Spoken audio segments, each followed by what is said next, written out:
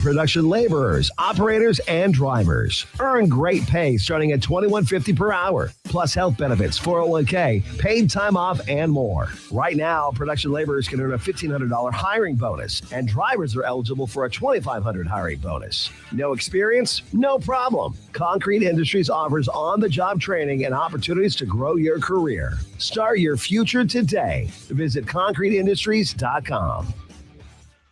Need service on your home air conditioner? No matter what brand you have, just call Bryant, 467-1111. Bryant Air Conditioning, Heating, Electrical, and Plumbing. Is there anything worse than paying for something that's done half-assed? You buy something, you want it to work, especially when it comes to your internet. When you're trying to stream a movie, work from home, or shop online, half-assed internet doesn't get it done. At Allo Fiber, we don't do anything half-assed.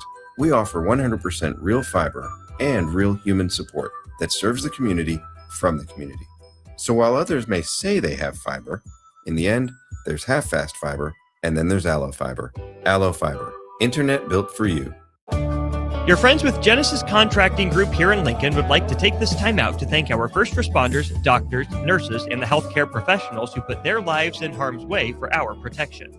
Blood donation centers need people to donate blood. Be a silent hero and give blood today. It will help accident victims, surgery patients, sick children, and members of our military. This message is from Genesis Contracting Group here in Lincoln. Stay united and keep America safe and strong. This is Lincoln's home for sports talk on the FM dial. Also online at theticketfm.com. On the internet. KNTK FM Firth, 93.7 The Ticket. Building a new home can be a challenge. A lot of big choices. With our Remington homes, we have designed 15 different floor plans that appeal to a wide range of people. Bob Benish of Aspen Builders, talking about Remington Homes, which makes the home building process easier. People really enjoy being able to go to our website, which is remingtonlincoln.com, pick a plan, pick a price point, go through and build it yourself. You have a lot of options, whether you want granite, painted trim, wood floors, more stone, all options with our Remington homes. People do not want to be married to their house payment. You're able to get what you really want in a home for a great price with very limited stress. And that's what Remington homes are all about. Home building is easier with a Remington home from Aspen Builders at 423-6811. Online at remingtonlincoln.com. remingtonlincoln.com. If you're seeking a career with a growing company, Gaina Trucking and Excavating is hiring and looking for additions to their team. Gaina Trucking has a strong team culture, competitive pay, 401ks, and benefits like health, dental, and vision. Drivers are guaranteed 40 hours per week, even in the winter months, and are home every night. Start your career today at Gaina Trucking and Excavating. Apply today at gainatrucking.com. Where there's smoke, there's flavor, and there's plenty of that at the Smokehouse at Super Saver in Russ's Market. Award-winning, old-world recipes made in Lincoln since 1984 with many flavors and smoked sausage and brats to choose from. The Smokehouse has something special for every season: brats and sausage for the grill, beef sticks and beef jerky for snacking, and smoked salmon, smoked turkey, and smoked hams for your holiday feast. Stop by the Smokehouse at Super Saver in Russ's Market today to fulfill your search for real flavor. Coming at you live from the heart of downtown Lincoln, this is Old School with Foreman and Orman. Old School with Foreman and Orman is sponsored by Graham Tire Company of Lincoln, Nebraska Football Hall of Famer Jay Foreman.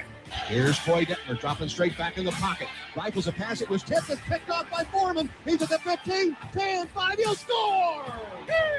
Foreman got it, and it's touchdown Huskers. Black Shirts answer the call one more time. And Austin Orman. Hour one of Old School is sponsored by Heartland of Nebraska Windows. Old School with Foreman and Orman on 93.7 The Ticket and theticketfm.com. Yes, indeed. Welcome in. Another week of Old School starts now. 93.7 The Ticket and theticketfm.com. Austin Orman here, and much to Eric's dismay, no Jay Foreman. Events conspired against our Hall of Famer, our black shirt, and so Jay will likely be back on Wednesday. He had intended to be back today, but as the former co-host of the show would say, life be life. So no Jay Foreman. You're stuck with me, Austin Orman, all 3 hours, and joining me for this first hour, Harrison Arns. Harrison, welcome to Old School. I appreciate you saying not stuck with me and Harrison. No, happy to join. Happy to join Old School, fill in for Jay Foreman, and to all the loyal What do you guys call them? What do you guys call your old school fans? We don't really have it. What should we call you guys? How about that? Unks? Maybe. It is old school. Yeah. That might be a little mean. Whatever name you come up I'm with. not sure Jay knows what unk means. Well, that's a trademark unk move. I know. I don't know what unk means. And I also don't want to denigrate our fans by calling them unk. That is true. That's something that you'll have to consider, because I know the Breakers have their loyal name. Like Schoolies doesn't make sense to me. Students doesn't make sense to me. No. Padawans. Me and Jay and I are both kind of Star Wars guys down the line, but nah. That's one I have to think of. Oldies text also line. I would work. love for the text line. If you guys want to name yourselves, that'd be great. What do you guys want to call yourselves from old school? But no, I'm doing fantastic. Yesterday was a lot of fun. We'll dive into Dusty May, but before we do any of that, I do want to get like your 2 cents on the Husker football uniforms, because everyone's going to have their piece today. My 2 cents are that's probably about what they cost to make. Moving on to Dusty May. Don't know, don't care. Not my favorite look. We can move on, man. It's fine. Wouldn't have done it myself. They already did it. Whether it was Adidas approaching Nebraska or Nebraska approaching Adidas about it, I'm not going to get too up in arms about it. This happens. Uniforms come, uniforms go. I don't love the look. Okay, fine. We'll get this out of the way. If you have to go so far into the weeds and say, hey, if you look really close at our numbers, there are little lines in there, and that is reminiscent of rows of corn, because guess what? The farmers are the backbone of our program. You've lost me. And that's not even an anti-farmer take.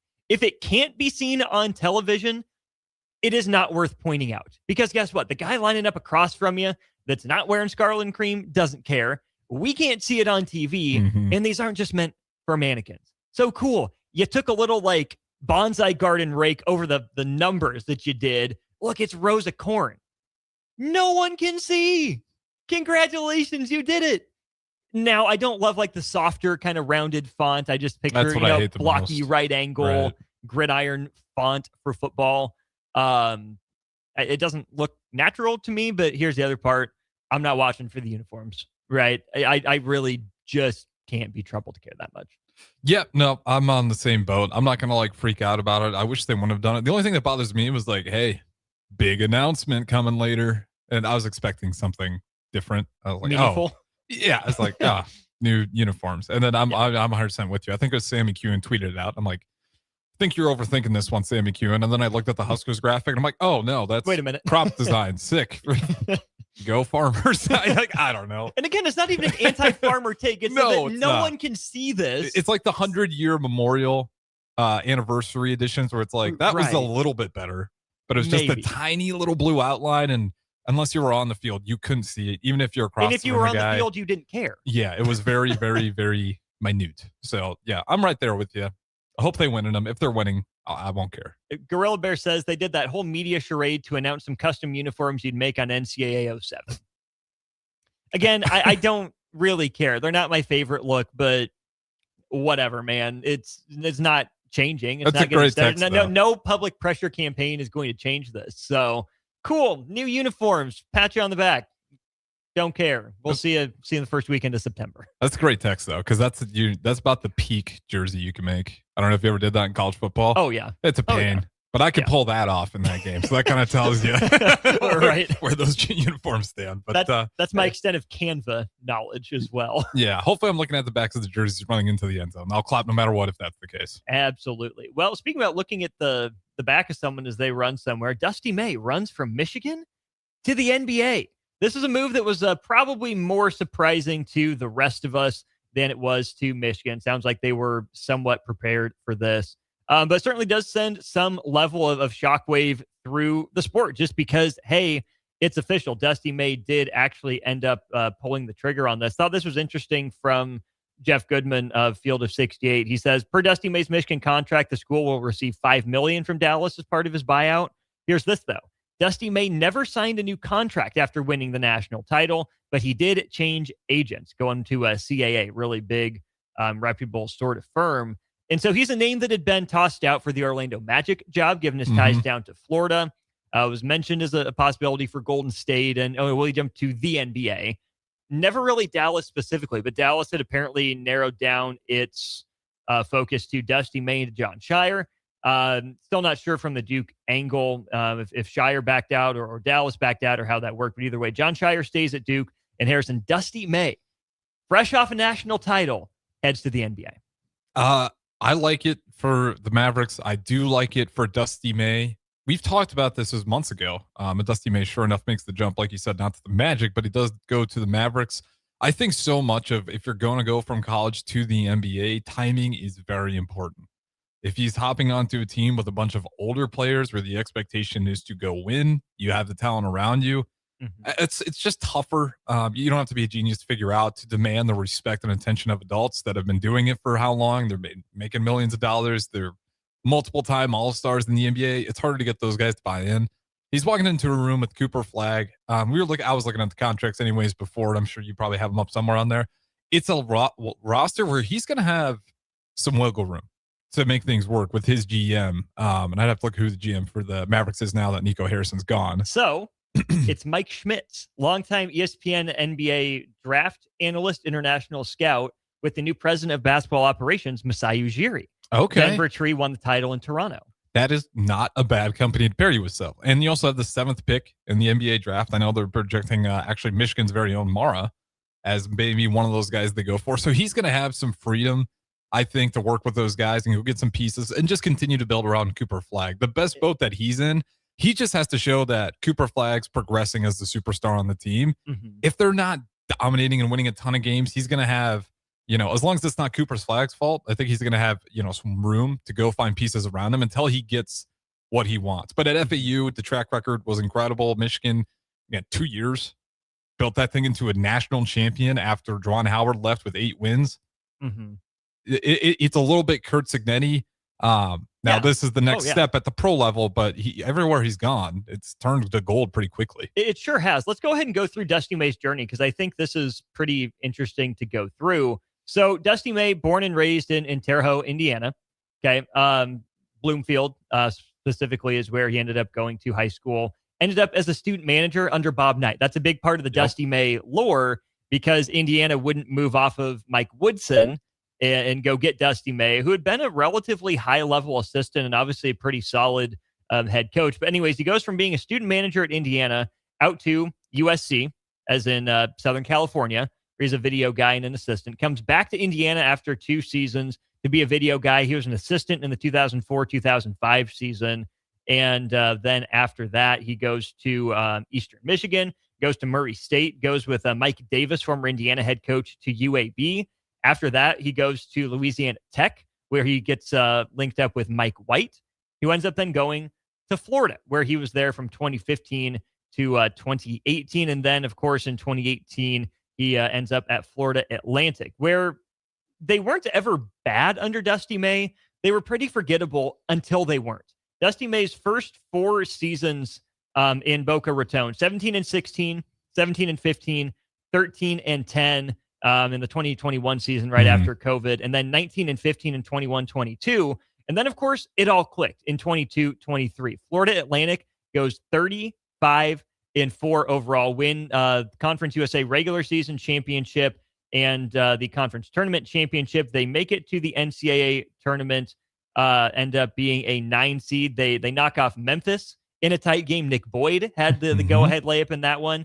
They, of course, get matched up then with Fairleigh Dickinson after the Knights upset Purdue, so they win that game by 8. They knock off 4th-seeded Tennessee, 3rd-seeded Kansas State, the Marquise Noel team in the Elite 8, all the way to the Final Four. That's how far they went? I couldn't even remember if they made it to the Sweet Four, 16. That's a way better run than I remember. Where they lost on the buzzer beater by Lamont Butler. That's right. There in the Final Four to send the Aztecs to the national championship game, where they would ultimately lose to UConn in the first of 2 titles there.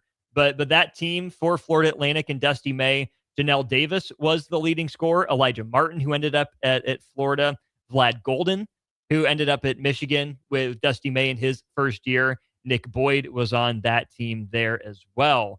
Obviously, those guys all went their separate ways. Nick Boyd ends up in Wisconsin down the line as well. But Dusty May pulls that off at Florida Atlantic. Sticks around 1 more year there, and then 23-24 went 25-9 and made the NCAA tournament before he, to your point, jumps to Michigan, taking over the train wreck that was the end of the Juwan Howard era. Some of it Juwan Howard's fault, some of it above his pay grade. But Michigan, Dusty May's first year, wins the Big Ten tournament, ends up, I think, in the 5-12 game against UC San Diego and saves them off in the first round. And then, of course, last year, the dominance, wire-to-wire, essentially number one team, 37-3 Big Ten regular season champs, couple games clear of Nebraska in that one. 29 of their 37 wins came by double digits. And so his time at Michigan, 64-13 with 2 NCAA tournament appearances, his second Final Four appearance as a coach, and the NCAA championship, Michigan's first since Steve Fisher.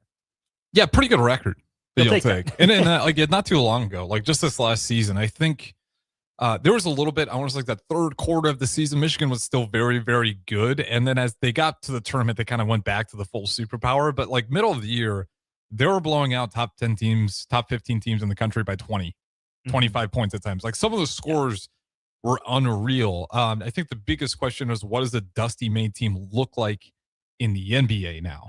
Because he bullies kids with the big guys in college, and rightfully so. I mean, if you're able to have, he's good when he can use his resources around him, and that's what was impressive. FAU, he proved that, hey, if you give me a little bit more support, I can make this thing click.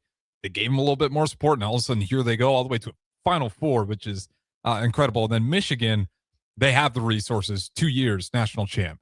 When he has the tools around him, he's made it work. But again, all the way to circle back, what does Dusty May look like in the NBA? Can you do the same? Obviously, you can't do the same thing. What's that going to look like? We'll get to the NBA aspect of it and what it looks like here coming up soon. I want to stick on Michigan right now because there's a lot to get to with the NBA. Yeah, for sure. And what it looks like, especially I think the John Shire aspect. But with Michigan, then the first big question I think a lot of people are going to have, Harrison, is the roster. And don't forget, with the new rules being passed, once it's official, that Dusty May is gone and the interim guy is named, the players will have 15 days to enter their name into the transfer portal. Sounds like Michigan is going to end up elevating a guy by the name of Mike Boynton to the head coaching position. If you've heard that name before, you would be correct. Mike Boynton was, for a while, the head coach over at Oklahoma State, trying to get his official stats pulled up. I can't remember him at Oklahoma State. If he was having a ton of success there. He was wildly okay. Okay. Why does he go by Michael on Sports Reference? That's really weird. So Mike Boynton has only been a head coach at Oklahoma State before this. After he got let go from Oklahoma State, he ended up bouncing around a little bit and ended up being essentially the defensive coordinator for Michigan. I think just last year, maybe it was 2 seasons, but only one NCAA tournament appearance. It was in the 2021 season. Do you remember the headlining player on that team for Mike Boynton? For Oklahoma State, 2020? 2020 and 2021. No. Cade Cunningham. That's right. He was an Oklahoma State Cowboy. Yep. So Mike Boynton had that Cade Cunningham team. They got a 4 seed, squeaked by Liberty 69-60 in the first round as the 4 seed in the Midwest, and then biffed it in the second round 80-70 against that Oregon State team that got hot, won the Pac-12 tournament, and snuck into the field there. But yeah, it was like Cade Cunningham, Avery Anderson, Caleb Boone, Matthew Alexander Moncrief, Rondell Walker, Isaac Likely, some of the names, Keelan Boone on that team. Donovan Williams, Nebraska's very own, was on that team as well. Averaged no points, 0.7 rebounds, and no assists per game. But some say he was the heart of that team. Many are saying. Sources are indeed reporting. And so I think it's the logical and probably only move that Michigan had at this point. I don't think that they were going to be able to pry anyone away at this point. Sets up a really fascinating offseason for them because I don't think Boynton's going to be the guy that's able to elevate that roster. I think that he's maybe a better coach than, I don't know, like Jake Diebler down the road at Ohio State. I think there's more ball acumen there in Mike Boynton, and maybe he's able to do more with more. But I think that Michigan, coming off the national title success, seeing what they had in Dusty May, might go after some pretty big names. At least they're going to ask. I can promise Michigan fans this, though. Mike Boynton has, pretty sterling reputation, is at least a good dude. Ball knowledge and coaching has been kind of hit or miss. But I don't think Michigan's going to get Sharon Moore, in this case. And I think that's going to work out pretty well for them there. And then, Harrison, I go to, okay, let's say Michigan's going to take that swing next offseason. Where do they go? Are they a Nate Oates players? Nate Oates is an upper Midwest, Great Lakes kind of guy. Do they ask Dan Hurley, would he leave the Big East for the Big Ten? Are they a Ben McCollum team, even after he turns down North Carolina? I don't know. There's a lot of ways this could go for Michigan. It's just not going to be this offseason. It's going to be next offseason. Yeah, the names like on there. I don't know. Like a guy like Dan Hurley would probably be the cream of the crop. Like, do you think Dan Hurley would ever leave to go to Michigan though? For like the resources he has there, that's the program. Basketball school. Big East is a basketball conference at this point as well. And he also didn't leave for Kentucky, and I've become more and more skeptical of blue bloods just flex their muscle and hire whoever they want. And Michigan is a basketball job, basketball history, at least, is still a step down from the blue bloods. They're surprisingly competent and, consistent basketball program. For sure. All things considered, but it's not Kentucky, where it's the lead program, right? You're still competing with football in a lot of ways. Not that would scare Dan Hurley away by any means, but I don't think it's a shoo-in that whoever Michigan wants, they're going to get. I think it's going to take actual real work for Michigan to go hire a guy, which is where I wonder if there's a part of Michigan that's hoping that Mike Boynton can be that guy, that he's learned State. They can say, hey, it was Mike Boynton that was the good recruiter. You learned a lot under Dusty May. He's got the template. All he has to do is apply it. I'm not sold on that, but I'm also not sold on Michigan will just be able to say, hey, look, we're Michigan, and hire whoever they want after the 26-27 season. Yeah, and I think that's a little bit new for this era. I think some of these blue bloods just don't maybe have as much power as we assume that they're going to have, especially when you're looking at a case, like Hurley. It would take so much to convince him. I do think for the cards that have, you want that interim to work out. Keep those guys. Hopefully they're attached to that interim for a little bit, that they'll be willing to give him a chance. But it is crazy to wonder what Michigan's going to look like now. The rest of the Big Ten, I think, could take maybe somewhat of a sigh of relief, because I think Dusty May was about to go on a run here at Michigan. That wasn't going to slow down until he decided to slow down. So for our sake, it's good. For Michigan, just keep an eye on those players. They're going to be the biggest part. And I'll be honest, when you kind of look at those players, if they all bail, maybe it was just way more Dusty May than it ever was. Of course, it was more Dusty May than the interim, but sometimes you'll be surprised. Be like, okay, maybe what does that interim head coach got going on now to where these guys are still loyal to him? If it's a mass exodus, then I think you can start sweating a little bit if you're Wolverine. I don't think it's going to be. There's not a huge amount of names on this Michigan roster. Elliot Cadeau already transferred from Carolina to Michigan. Yeah, Mara's going to the draft. Career, yeah. Johnson gone, Lendeborg gone, Roddy Gale gone. Really, the other names that would come to mind, Trey McKinney. He's the one that had the block charge interaction with Sam Hoiberg late in that game up there in Ann Arbor. JP Estrella, who was the big portal get pretty early in the process out of Tennessee. And then Mustafa Cham, who was in the Big 12 at UCF and Cincinnati previously. But you're in June. You're in June. How about this, Harrison? You're not in June. It's late June. It's late the 22nd June. Of June. Right. Michigan was going to start team practice today. This was going to be the first day of organized team practice for Michigan. And then obviously got pushed back with this announcement. And so I think that all those guys, Cadeau, McKinney, Estrella, and Cham, would get their bag, would get their money in the portal. But it's hard to say they would absolutely have a landing spot. It took Michigan a long time to end up with Mustafa Cham. It took him a long time to decide. Estrella was one of the first commits out of the portal, and so where would he go? Other teams didn't really get a chance to get very interested in him. He shut that down pretty early. McKinney, as a rising sophomore, the role he played, maybe, but he's in line for a starting spot. And for Elliot Cadeau, I mean, you just played the best basketball of your career there at Michigan. It's going to be a little bit different of a setup, obviously, without that huge front line to, I would still say, protect Elliot Cadeau in a lot of ways. But I just think it's too late in the process for many of these guys to go. I think teams are pretty comfortable with where their roster's at, and then you have to go through the process of cutting someone at that point as well. So I think Michigan's roster, outside of maybe some bit players down the line, it seems like it's pretty set to me. So I think Mike Boynton should have a pretty good foundation to work with. Yeah, that's a great point. It being June 22nd, to point out, a lot of these guys, well, I'll double down on the point. If you see a mass exodus, you're really in trouble, because those guys are probably taking some worse situations to take that risk. But I think you probably hit the nail on the head there.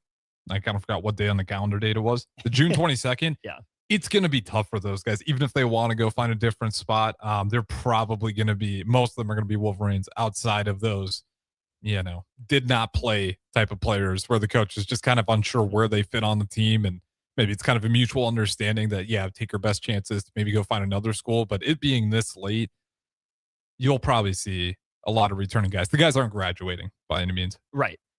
Is this move by Dusty May an indictment on college basketball or a statement about still the allure of the NBA? Is Dusty May running from something in college basketball, or is he running to something in the NBA? I think it's pretty fair to say that he's running towards the NBA. I don't think he's running away from anything. It's hard to win a national championship and say you're scared. Now, unless it's the NIL, unless it's the 5-year rule that maybe he has to deal with. Like, I can understand if it's, I think I can run this, but I never know what the NCAA's next ruling is going to be. So I'm going to the NBA because there's a lot more. I mean, it's a business where you know where the rules are. It's not the business of college sports today where the rules seem to change depending on what court judge you find. Mm-hmm. So that element of it, that'd have to be like a personal conversation of like, how do you feel about the NCAA and college athletics as they're going for a whole? But I do think the NBA has that allure. As negative as we are about it, that is kind of the spot for coaches, because once you get there, you're kind of a traveling salesman. It doesn't work out, sure, go find the next spot. You know, I feel mean. I pick on Doc Rivers too much, but like, you can fail over and over and over, and you can have, as long as you're good enough, you're going to get another opportunity. So job security in a city, maybe not so much. Job security within a league, absolutely. And, you know, going from one team, one NBA team to another team, yeah, there's lots of differences, but it's different from going to just picking two random schools like Rutgers all the way to the West Coast. Now you're coaching at USC. Right. Like, just significant changes. Schools all work a little bit different. You got to get those connections with your ADs. Does, the players we're bringing in, what does my NIL look like? A salary cap's pretty easy. The business part, they'll handle that for you. Maybe you'll have some input depending on which franchise you're working with, but there is a little bit more known factors there. So that's where the NBA, don't get it wrong, is maybe fans here think the NBA has just gone downhill. If you love basketball, there is an allure for those guys to go coach at the NBA level still. I'm way more buying into, he sees the allure of the NBA as opposed to he's running away from the uncertainty of what college sports has become. Jeff Goodman, again, tapping into his sources. He says, one source very close to Dusty May on the main reasons he left Michigan for the NBA.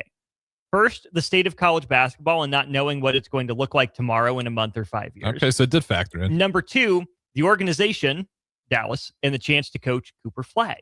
So I think there's elements of both in there. Dusty May was on record as being kind of frustrated that, okay, we won the title, we have 19 minutes to celebrate, and then transfer portal's open. We got to make the calls from the locker room, which is obviously a heck of a sales pitch to be able to make.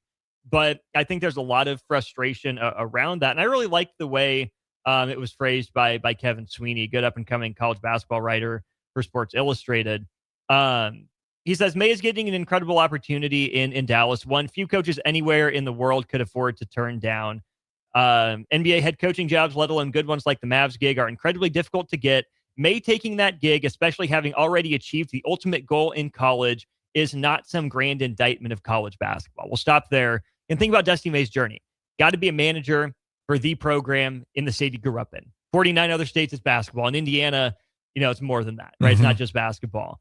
And you got to be a manager for Bob Knight, got to be an assistant there, rose through the ranks, got his first head coaching gig after a winding road, took a Cinderella, a mid-major, all the way to the Final Four, the precipice of playing for a natty, turned around a big-name program, won a national title. There's not much in college basketball that Dusty May hasn't done.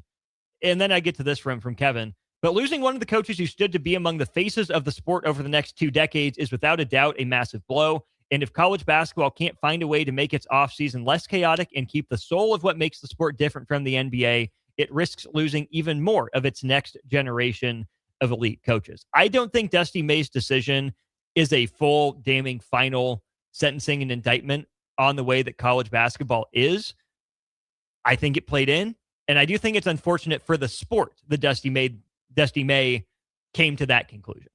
Yeah, I can't remember verbatim what he said there. I don't know. That seems like a little bit of a reach there to say, like, he was such a good coach. I think he's wanted to do this for a while. I do think, yeah, that's probably true, that the uncertainty of college basketball played a factor. But to the other point, it's the Dallas Mavericks with Cooper Flagg. That is, and we'll get to this, I'm sure, for the rest of the hour, but you're really not going to find a whole lot of better opportunities to go jump ship right then and there. Even if the NCAA was all cheeky and fine. Like, everyone knows what the rules are. We're, again, not going to court cases to figure out if we can draft this guy or bring this guy out of the portal, even though he played for the Boston Celtics, whatever it may be. All that craziness, if that wasn't happening, I still think he takes this job. No, and that's why I don't think it's any indictment whatsoever on college basketball. Are there problems in college basketball? Yes. Mm-hmm. Is this a result of those problems? Again, I'm thinking maybe a tiny percent. I think if all that was peachy, he'd still probably take that opportunity. Let's go ahead and talk about that opportunity. What awaits Dusty May in Dallas, including and beside Cooper Flagg? What does Dusty May's hire mean for him and for the NBA? He's Harrison Arns. I'm Austin Norman. We'll get to that next. Coming up on Old School, brought to you, of course, by Graham Tire Company. They're celebrating 75 years of serving the Midwest. More than just tires, they do all kinds of car and light truck repairs, too. From brakes to oil changes, trust Graham Tire for service you can count on. Graham Tire, getting you to the places that matter most. What's down in Dallas for Dusty May? That's on the agenda next.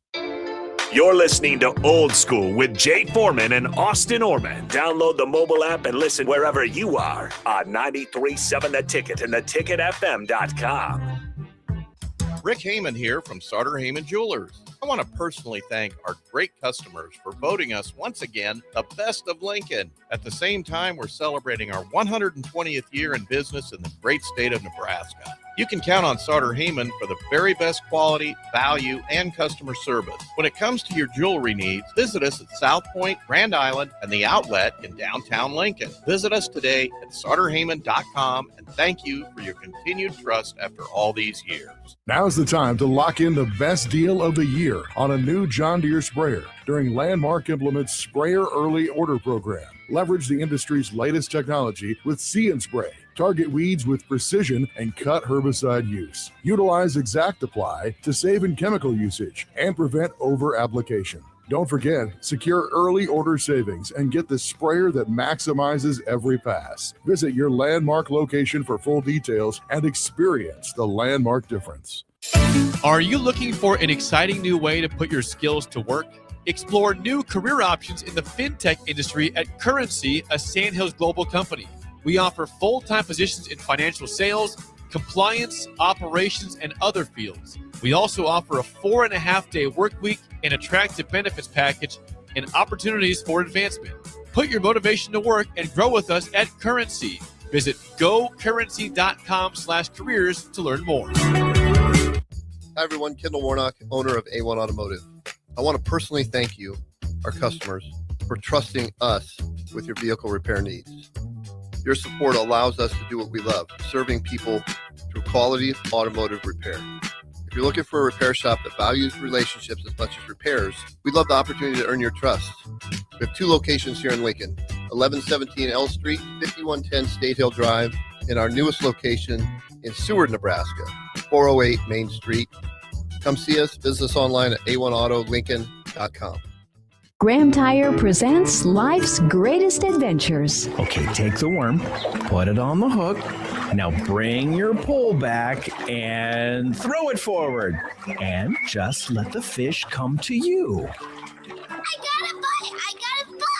It's a big one, Dad! Great road trips start with great service. Graham Tire, your tire store next door, with 5 convenient Lincoln locations, getting you to the places that matter most. Rico here with HIS Auto Care at 70th and Van Dorn, letting you know HIS is a great place to bring your vehicle for service. With superior service bumper to bumper, we'll treat your vehicle like it's your mother's. Doesn't get any better than that.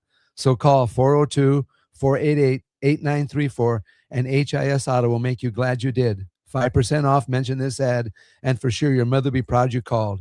402-488-8934, HIS Auto Care, 70th and Van Dorn. God bless you. Hey, Nebraska sports fans. This summer, professional tennis returns to Lincoln. Watch rising stars of the ATP Tour compete for over $100,000 in prize money for the 2026 Lincoln Challenger from July 12th to the 19th at the Sid and Hazel Dillon Tennis Center. Witness top tennis pros compete right here in Lincoln and experience tennis close-up like never before. To purchase tickets or to sign up for volunteer opportunities, please visit www.lincolnchallenger.com. Not just a stop, a stage. Lincoln Challenger 2026. Need service on your home air conditioner? No matter what brand you have, just call Bryant, 467-1111. Bryant Air Conditioning, Heating, Electrical, and Plumbing. 93.7 The Ticket, Fox, KFXL weather. Brought to you by Bryant Air Conditioning, Heating, Electrical, and Plumbing. Your Lincoln forecast for today, we'll see partly sunny skies and light winds. The afternoon high around 76. Tonight, partly cloudy skies and calm winds. The low around 59. And tomorrow, we'll change to showers and storms throughout the day. The wise mainly cloudy. The high near 79. I'm meteorologist Kyle Fletcher for 93.7 The Ticket and theticketfm.com. Is there anything worse than paying for something that's done half-assed? You buy something, you want it to work, especially when it comes to your internet.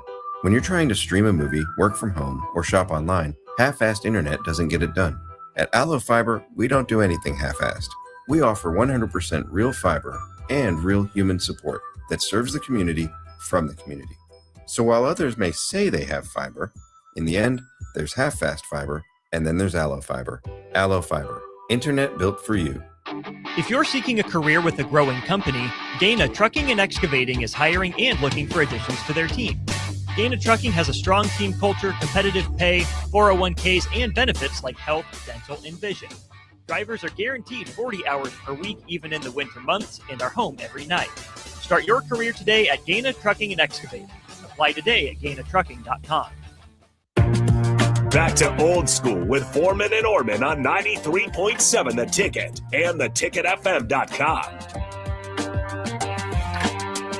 That's right. Welcome back in. It is Old School, Hour 1 of the show, brought to you by the good folks down at Heartland of Nebraska Windows, based down there in Hallam, Nebraska. They're doing all sorts of great work locally here, offering free estimates, full window replacements, all vinyl triple pane windows, and a lifetime warranty on everything while offering affordable prices. They're locally and family owned with their own team of installers. Give Heartland of Nebraska Windows a call today for more information at 402-430-3852. You can also visit them online at heartlandofnebraskawindows.com. Starter Heyman Jewelers text line. We will get to your short questions and ideas here in our final segment of the show. Thanks to Joe Boo, who's listening on YouTube. Yes, a big shout out to James Green, former Husker wrestler, continuing to do big things on the world stage. Harrison, we're talking about Dusty May going to the NBA right now. The first college to pro with no prior NBA experience hire since who? College to pro with no NBA experience. NBA experience. Let me think of Frank Vogel. No, he was in college. I can't remember where. I don't know. Who is that guy? John Beilein. Oh, Michigan's very own. So Michigan's 2 for 2 on that. Michigan is, 2 for 2 is one way to phrase it. John Beilein at Michigan went 278 and 150. Was there from the 09-10 season through the 18-19 season. Only missed 2 NCAA tournaments there. Missed his first year at the 15 and 17 mark. Missed it again with the 16 and 16 mark in 14-15. Made 2 Final Fours in his time at Michigan. Won a pair of regular season championships, a pair of conference tournament championships as well. Jumps to the NBA. You remember where he went? Like Grizzlies? Cleveland. Went to the Cavs in 2019-20 when he was 66 years old and promptly went 14 and 40. All right, yeah, 2 for 2 is a stretch. He was replaced toward the end of the year by J.B. Bickerstaff. Yeah, that's right. Okay. That Cavs team, some of the notable names on that team, you would have had Kevin Love, Tristan Thompson, Andre Drummond, Matthew Dellavedova, Jordan Clarkson, Dante Exum, Larry Nance. Let's see, down through the list. Colin Sexton had just gotten done with his first season. Darius Garland was a rookie, and Dean Wade was a rookie. That's a pretty good Kevin squad. Porter Jr., yeah, rookie as well. So interesting names that it certainly did not work out for John Beilein there. The previous guy to make that jump was Larry Brown. What year is that? Larry Brown was the most recent, before Dusty May, most recent coach to jump ship from college to the NBA with no NBA experience, I believe it would have been, when he won the championship with Kansas in 1987-88. He jumps then to be the head coach of the San Antonio Spurs, starting an NBA career, finished out in college, though, after about would that be a 25-year hiatus? Went back to SMU for 4 years. It was actually pretty good there, and then up and left after 2015-16. So it's been a while since this has happened, but looking at what the NBA is getting, what Dusty May is getting, I know you've done some good work in terms of looking at the roster. Why do you think Dallas was such an attractive destination for Dusty May to jump to? Cooper Flagg. I think that's really bread and butter, the easy answer right there. We were looking through the salary cap. You're really Klay Thompson. You only got, I think it's like 1, maybe 2 more years with him, and he's kind of one of those higher paid players that you're maybe worried about. There's not a lot of contracts that are lasting more than 2 years. Just a majority of them, and then the guys that are pretty well worth the price. With Cooper Flagg, you like the deal you have on him, obviously coming out of the draft. So you're sitting there, and again, it all kind of goes back to that first conversation. There's moves he can make in there. He's not walking into an NBA team where he's just stuck, and he's got to figure out, how do I make this work? Do we have to be bad to tank in order to get draft picks? No, he's going to walk in the room. He's also in the West. Like, if he does not go out there and is not a 1, 2, 3, 4, 5, 6, or even 7th team in the West, people are fine. I think there's this understanding of how good that Western Conference is. You're just looking for development on Cooper Flagg. If you can prove that guy's developing in the right direction and he's going to be the future corner piece, the foundation of that roster, you'll be sitting pretty. They're looking for that next Luka very badly after Harrison traded him away. Why did you trade him away? Disaster. I mean, that's conspiracy. If you want to go tinfoil. No, why did you trade him away? You said Harrison traded him away. Oh, yeah. Nico Harrison. Okay, yeah. I'm happy to put it on you if you want that. No, I would never. That never, for a team built around Luka, that one never made sense. But no, I mean, you could tell me where you maybe disagree, but I don't know roster-wise, like, where this is like just a bad fit outside of maybe Klay Thompson, but I don't think you can say that because of the short contract. You have some vets in there. You got Chris Middleton still. Actually, I think this was his last year, so I don't know if he comes back or not. But you got some vets in there. You got some pieces that are just been hanging around, maybe not really figured it out, that you can move around cheaply, like a Marvin Bagley. But then you're sitting there with Cooper Flagg that you just got to continue to build around him. Yeah, I know he's a Duke guy. How's his NBA career working out for him? Better now, actually. He's adjusted, so he's serviceable. 2nd, 3rd big man. He's drafted by the Kings? Yes. Yeah. Ahead of Luka.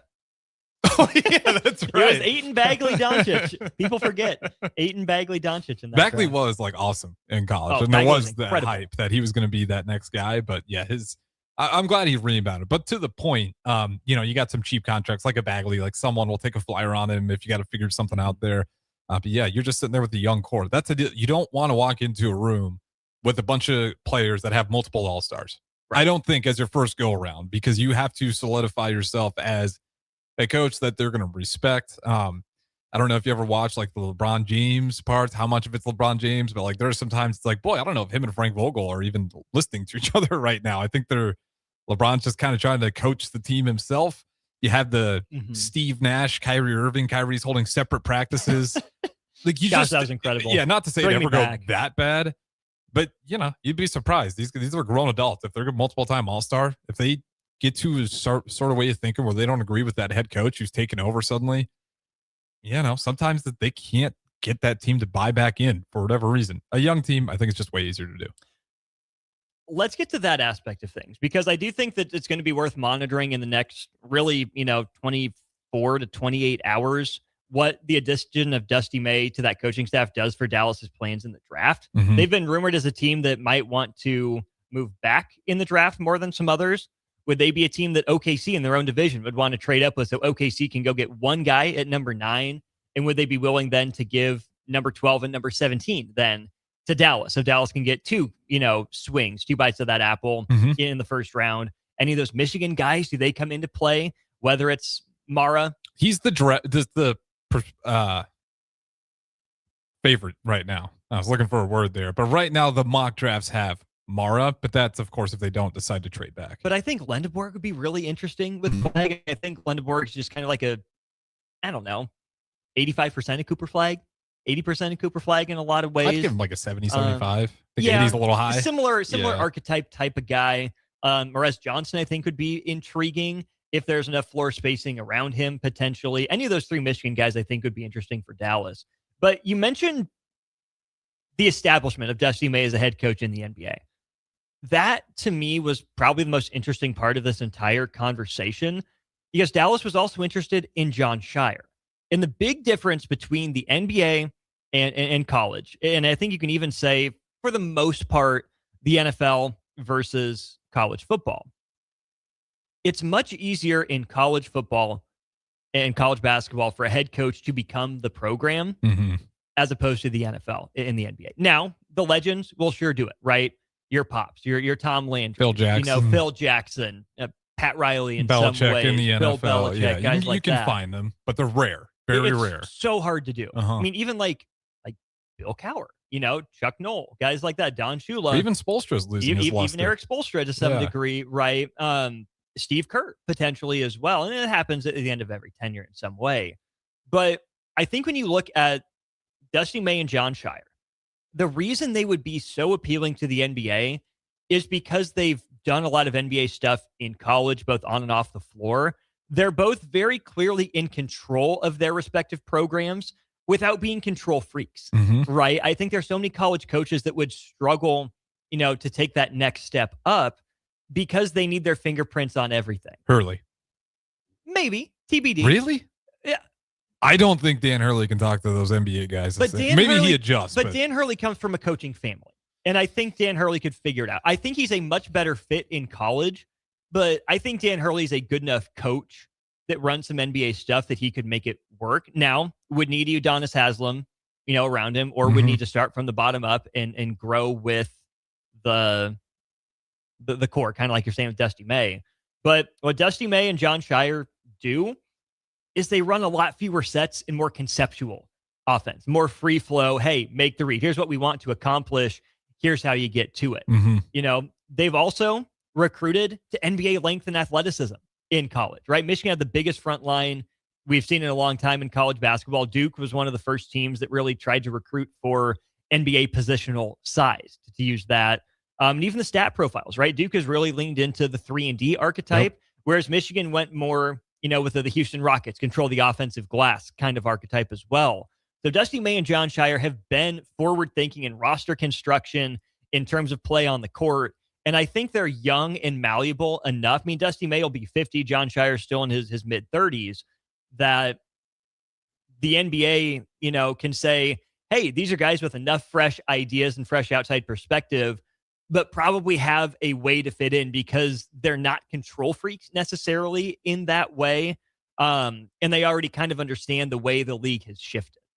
Yeah, because how old is Dusty May? 49? Yep, he'll be 50. Yeah, going to be turning 50. He's still young enough to where he's got that prowess of new tricks and trades of basketball, for a lack of better terms, for where he's still growing with the game as the game's growing, and he's proven to be malleable and proven to be creative. I think at times, but sometimes it's well, it's all 3-and-D, and here comes Dusty May. Again, with a little bit more of that Houston Rockets approach, it's we're just going to dominate that offensive glass. And there's not going to be a lot of teams when he's good. I think it's just looking at the field. What is the counter? What is the way, to get the best out of what I have right now, where he's going to be flexible. If he goes out there with the Mavericks, it's going to look a lot different than obviously what he has with Michigan right now. But I think he's creative enough to figure out, okay, if the plan isn't to go out there and win right away, what's the best way I can find my players and start to develop these guys? Finding systems that work best around Cooper Flagg.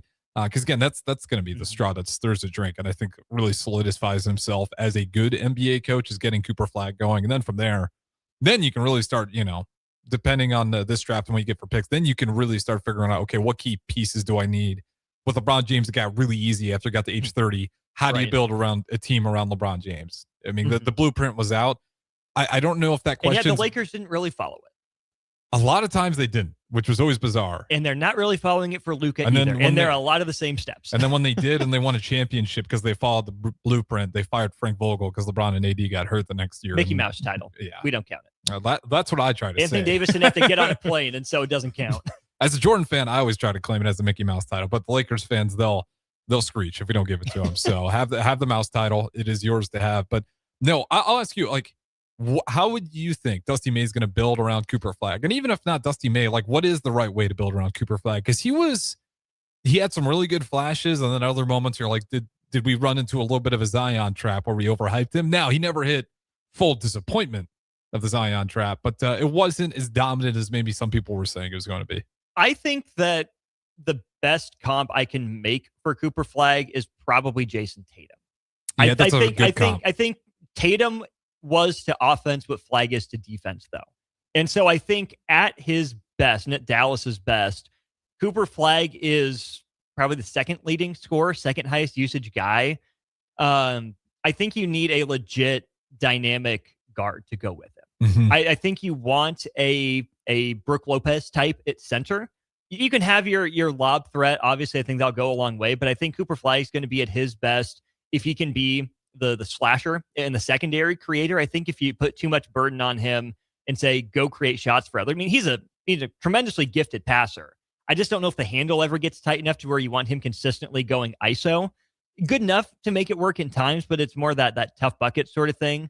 I think Cooper Flag is best is probably the 1B on offense and not the true rim protector on defense, right? I think that the value of Cooper Flag is that he's switchable through all 5 positions. He can play on ball. He can play off ball. And so I think, a strong, either whether it's a, scoring point guard or combo guard at the 2 with a table setting kind of point guard that can make his life easier, a stable of 3-and-D wings to pair with him on the perimeter, and then probably, one legitimate, 3-and-D big man, Kristaps Porzingis comes to mind as an example, maybe Brook Lopez, that kind of archetype, someone like that, and then fill out the rest with enough bodies that Cooper Flag won't ever have to slide up to center.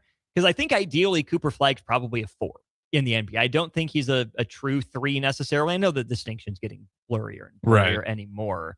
Mud Dog says, seems like you just described LeBron James. No, because LeBron James had a better handle, better at creating for others with sheer gravity. I think Cooper Flag's ahead of where LeBron was as a jump shooter and perimeter game. Overall, LeBron's probably a better, stronger straight line driver. Yeah, he doesn't need to slash all the time. He can still shoot enough. He can shoot enough, and also he doesn't have to be coming off of really good cuts. Like if he's got even a quarter of a step, that's usually enough for him to put his shoulder down and just force his way through. Cooper Flag, unless he gets on some new training program, like he's never going to be that guy. No, his frame is not going to fill out like that ever. No, and guess what? Tatum also didn't bulk up all that much. No, right? Didn't get. I think crazy. Tatum's the perfect comp. Yeah, I mean, a little more emphasis on defense than opposed to offense, but I also don't think that it's still probably going to be Cooper Flag's team. I don't think the other player will surpass Cooper Flag's overall game, and so I think where the Tatum comparison falls apart is that you don't want to have the comments out of Cooper Flag's number 2 like you did with Jaylen Brown. This season has been the most fun of my career. And so you need someone that can score like Jaylen Brown, that can focus on buckets and defend well enough that he's not a liability. But ideally without the ego where they think, oh no, this needs to be my team. Because I think there's a lot there in that Tatum comp. Yeah, that's kind of why I was doubling down on it. Like he's really good, but he feels like he's going to be the best as like a tandem player. Yeah, where it's going to be a 1-2 punch between him and somebody else. Who that person is, maybe they draft him this year, maybe they got to trade for him down the road. I think Kyrie's a great guy to lead with. And then can you find the Kyrie replacement as long as he stays healthy? All right, we're long. We'll get to your text on our Starter Heyman Jewelers text line to wrap up this conversation and wrap up hour 1 of Old School, brought to you by Heartland of Nebraska Windows momentarily. Watch Old School live on Facebook, YouTube, or Twitch. Old School with Foreman and Orman on 93.7 The Ticket and theticketfm.com. Graham Tire presents life's greatest adventures. Okay, take the worm, put it on the hook. Now bring your pole back and throw it forward. And just let the fish come to you. I got a bite! It's a big one, Dad! Great road trips start with great service. Graham Tire, your tire store next door, with 5 convenient Lincoln locations, getting you to the places that matter most. There's a jalapeno heat wave rolling through Amigos, and honestly, we're here for it. The new crisp jalapeno popper burrito is stuffed with bold jalapeno cream cheese filling for a smooth, spicy heat in every crispy bite. And the new jalapeno popper Frenchies are a perfect fiery twist on the classic fave. This summer, the heat index is officially set by Amigos, and it's a jalapeno heat wave. Try the newest bold, fresh flavors at Amigos. Hey USA, it's your 250th birthday, and Amigos brings the party. The Yankee Burrito is back, and what's more American than a hot dog in a crispy tortilla?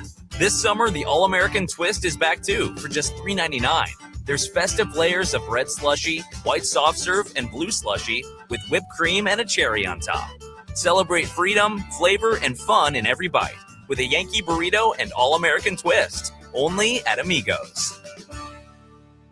93.7 The Ticket, Fox, KFXL weather. Brought to you by Bryant Air Conditioning, Heating, Electrical, and Plumbing. Your Lincoln forecast for today, we'll see partly sunny skies and light winds. It's an afternoon high around 76. Tonight, partly cloudy skies and calm winds, the low around 15. Tomorrow, routine showers and storms throughout the day. Otherwise, mainly cloudy, the high near 79. I'm meteorologist Kyle Lecter for 93.7 The Ticket and theticketfm.com.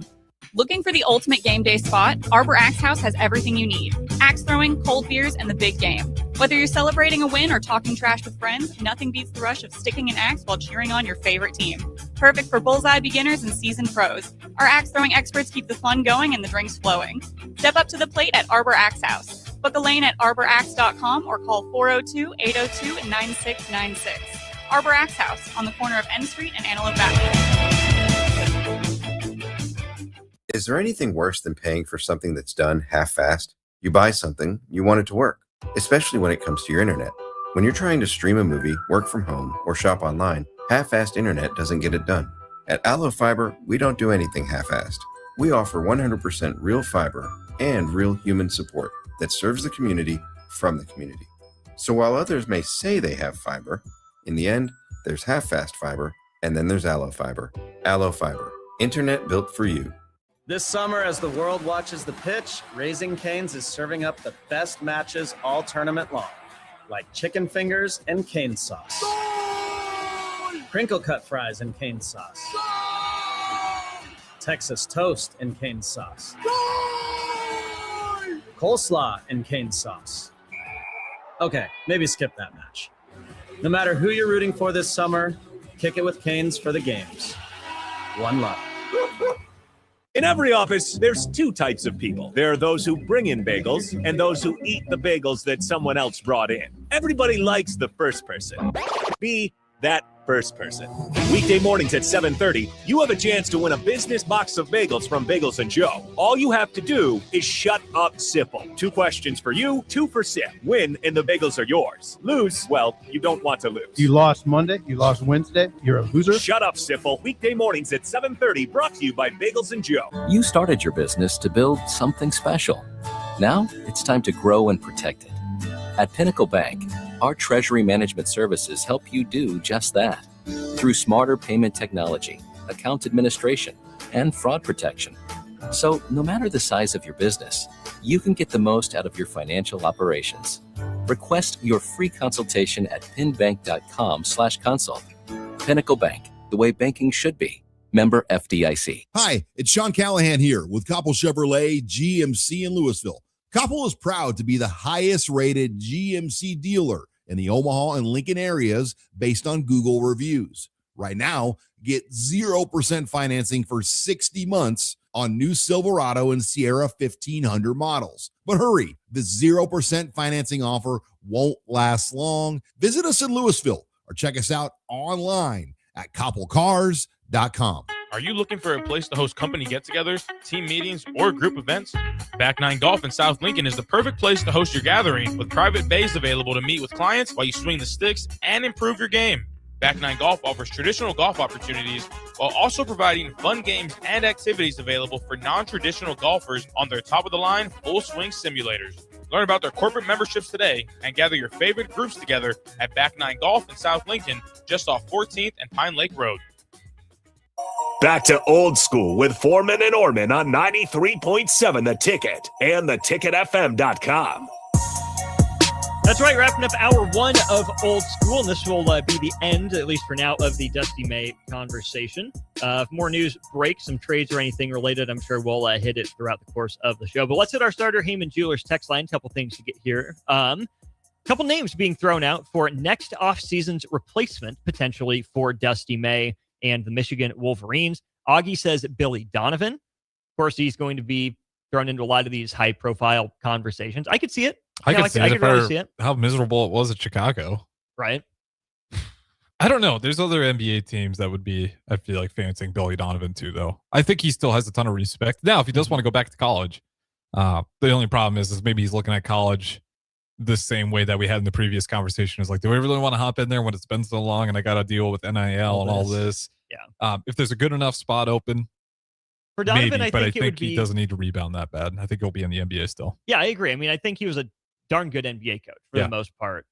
If it is college, I mean, I think you're waiting out maybe Todd Golden and the NBA calling his name, maybe Dan Hurley, Yeah. whether it's another college job or shoot. I mean, John Shire was in these conversations with Dallas as well. Would Donovan be a Duke or a Carolina guy? If Malone goes back to the NBA pretty quickly too. 2577 says, well, what if Michigan comes after Fred Hoiberg? I think that is, certainly plausible. Although I am not sure that's the direction. I would be more concerned if I was a Nebraska fan about that crossing a name off of Kansas's Bill Self replacement list. So I think Kansas was going to be somewhat interested in Dusty May. Not sure about that. I haven't heard that anywhere. Obviously, there's a great lead candidate already on Kansas's bench in the form of former Jayhawk Jock Vaughn, who I think would get the first look and very well could be Bill Self's pick, and he'll get to name his successor almost assuredly. But in the case that Jock Vaughn goes back to the NBA, finds another head coaching gig and doesn't want to come back, he hasn't really been named the coach in waiting yet. I think Kansas would probably, hit McCollum first. Maybe they would, throw the lifeline out to Dan Hurley and just, see if he answers. Maybe Tommy Lloyd potentially as well. I think Fred Hoiberg would be on Kansas's list. I don't think he's at the top, but I think Dusty May getting crossed off Kansas list moves Fred Hoiberg up that one. I think that's probably the fear for most Nebraska fans. Maybe he's on the top of the list at some. Well, he certainly is at some universities, but like the real big blue bloods, those are the ones that scare you. However, one tournament run at Nebraska, I don't think it's enough to put him at the top of anybody's list. I think you're 100% right. The fear is, let's keep watching and see let's count the names that get crossed off. When we get to 2, 3 plus, I think for some of these schools, maybe we can start sweating a little bit. But there's nothing out there on it. Fred Hoiberg hasn't put any indication that he doesn't want to be here at Nebraska. Now, if someone throws him an outrageous bag of money, maybe that's always part of the conversation. But we just got our first 2 tournament games. It's a story. I just don't think quite yet. Yeah, I agree. I think that Fred Hoiberg would probably go to Michigan State before he goes to Michigan. Yeah. But I think they're behind Kansas, potentially. That's just me. That's just my read on things. But again, Fred Hoiberg has given no indication that he's interested at all in leaving Nebraska. And I still think that he's in Nebraska for the foreseeable future. Maybe that's wish casting, but that's legitimately what I think based on the tea leaves if they currently sit. Yeah, I mean, listen, based on, we've had the pleasure of, he's showed up to give to Lincoln Day. He seems genuine. I really do mean that. I'm not just saying that because it's a Nebraska guy, but he seems like he generally likes this place a lot. And he liked the way I think people treated Sam Hoiberg. So it's not impossible, but I think right now we can feel good. Yeah. Knock on wood after I say that. There we go. Thanks. We did that. Harrison, appreciate you jumping in for an hour. Thanks, my friend. Absolutely. Anytime. We'll be back with more Old School brought to you by Graham Tire. 2 more hours of the show right after this. You're listening to Old School with Jay Foreman and Austin Orman. Download the mobile app and listen wherever you are on 93.7 The Ticket and theticketfm.com. This is Lincoln's home for sports talk on the FM dial. Also online at theticketfm.com. On the internet. KNTK FM Firth, 93.7 The Ticket. This summer, as the world watches the pitch, Raising Cane's is serving up the best matches all tournament long, like chicken fingers and cane sauce. Crinkle cut fries and cane sauce. Texas toast and cane sauce. Coleslaw and cane sauce. Okay, maybe skip that match. No matter who you're rooting for this summer, kick it with Canes for the games. One love. It's the best time of the year to order a new John Deere planter from Landmark Implement during the early order program. Plan for success with the industry's latest technology. Upgrade to an Exact Emerge high-speed planter to cover more acres, increasing flexibility and productivity. Now is the time to lock in the best price of the year. Contact your local Landmark location to order your new John Deere planter and experience the Landmark difference. You started your business to build something special. Now it's time to grow and protect it. At Pinnacle Bank, our treasury management services help you do just that. Through smarter payment technology, account administration, and fraud protection. So no matter the size of your business, you can get the most out of your financial operations. Request your free consultation at pinbank.com/consult. Pinnacle Bank, the way banking should be. Member FDIC. Hey, Nebraska sports fans. This summer, professional tennis returns to Lincoln. Watch rising stars of the ATP Tour compete for over $100,000 in prize money for the 2026 Lincoln Challenger from July 12th to the 19th at the Sid and Hazel Dillon Tennis Center. Witness top tennis pros compete right here in Lincoln and experience tennis close-up like never before. To purchase tickets or to sign up for volunteer opportunities, please visit www.lincolnchallenger.com. Not just a stop, a stage. Lincoln Challenger 2026. Is there anything worse than paying for something that's done half-assed? You buy something, you want it to work, especially when it comes to your internet. When you're trying to stream a movie, work from home, or shop online, half-assed internet doesn't get it done. At Allo Fiber, we don't do anything half-assed. We offer 100% real fiber and real human support that serves the community from the community. So while others may say they have fiber, in the end, there's half-fast fiber, and then there's Allo Fiber. Allo Fiber, internet built for you. If you're seeking a career with a growing company, Gaina Trucking and Excavating is hiring and looking for additions to their team. Gaina Trucking has a strong team culture, competitive pay, 401ks, and benefits like health, dental, and vision. Drivers are guaranteed 40 hours per week, even in the winter months, and are home every night. Start your career today at Gaina Trucking and Excavating. Apply today at GainaTrucking.com. Lincoln is full of great golf courses in a state that is getting national recognition for exceptional golf. Front Country Club is worth the drive, just 40 minutes from Lincoln and home to one of the state's most respected 9-hole courses. Enjoy their restaurant with popular items like a 14-ounce ribeye, 10-ounce sirloin, or chicken fried steak. Open Thursday through Saturday from 5:30 to 10 p.m. Expand your horizons with a trip to Front Country Club, just 40 minutes southeast of Lincoln. It's worth a visit. Nebraska volleyball season is months away, but you have the opportunity to meet 2 stars of the team in person. Insight Partners is hosting their Better Together Bash on Thursday, June 25th from 5:30 to 7 p.m., featuring a meet and greet with Nebraska volleyball stars Andy Jackson and Bergen Riley. It's a family fun evening with photos, games, autographs, and limited edition merch. Bring the family down for a great time at the Insight Partners Better Together Bash on Thursday, June 25th from 5:30 to 7 p.m. in the Rail Yard. At Parkview Animal Hospital in Lincoln, it's not just their professional care that sets them apart, but their warm staff and state-of-the-art facilities. Whether it's for a routine checkup or a comprehensive medical procedure, at Parkview, your pet isn't just another number, but a valued member of their caring family. Visit them at pahlincoln.com today and in person just south of 14th and Pine Lake Road. Parkview Animal Hospital, your pet, our passion. For happier, healthier, furry friends. In every office, there's 2 types of people. There are those who bring in bagels and those who eat the bagels that someone else brought in. Everybody likes the first person. Be that first person. Weekday mornings at 7:30, you have a chance to win a business box of bagels from Bagels & Joe. All you have to do is shut up, Sipple. 2 questions for you, 2 for Sip. Win, and the bagels are yours. Lose, well, you don't want to lose. You lost Monday, you lost Wednesday, you're a loser. Shut up, Sipple. Weekday mornings at 7:30, brought to you by Bagels & Joe. Coming at you live from the heart of downtown Lincoln. This is Old School with Foreman and Orman. Nebraska Football Hall of Famer Jay Foreman. Here's Coy Detmer dropping straight back in the pocket. Rifles a pass. It was tipped. It's picked off by Foreman. He's at the 15, 10, 5. He'll score. Foreman got it, and it's touchdown Huskers. Black shirts answer the call one more time. And Austin Orman. Old School with Foreman and Orman is sponsored by Graham Tire Company of Lincoln. Your tire store next door with 4 Lincoln locations.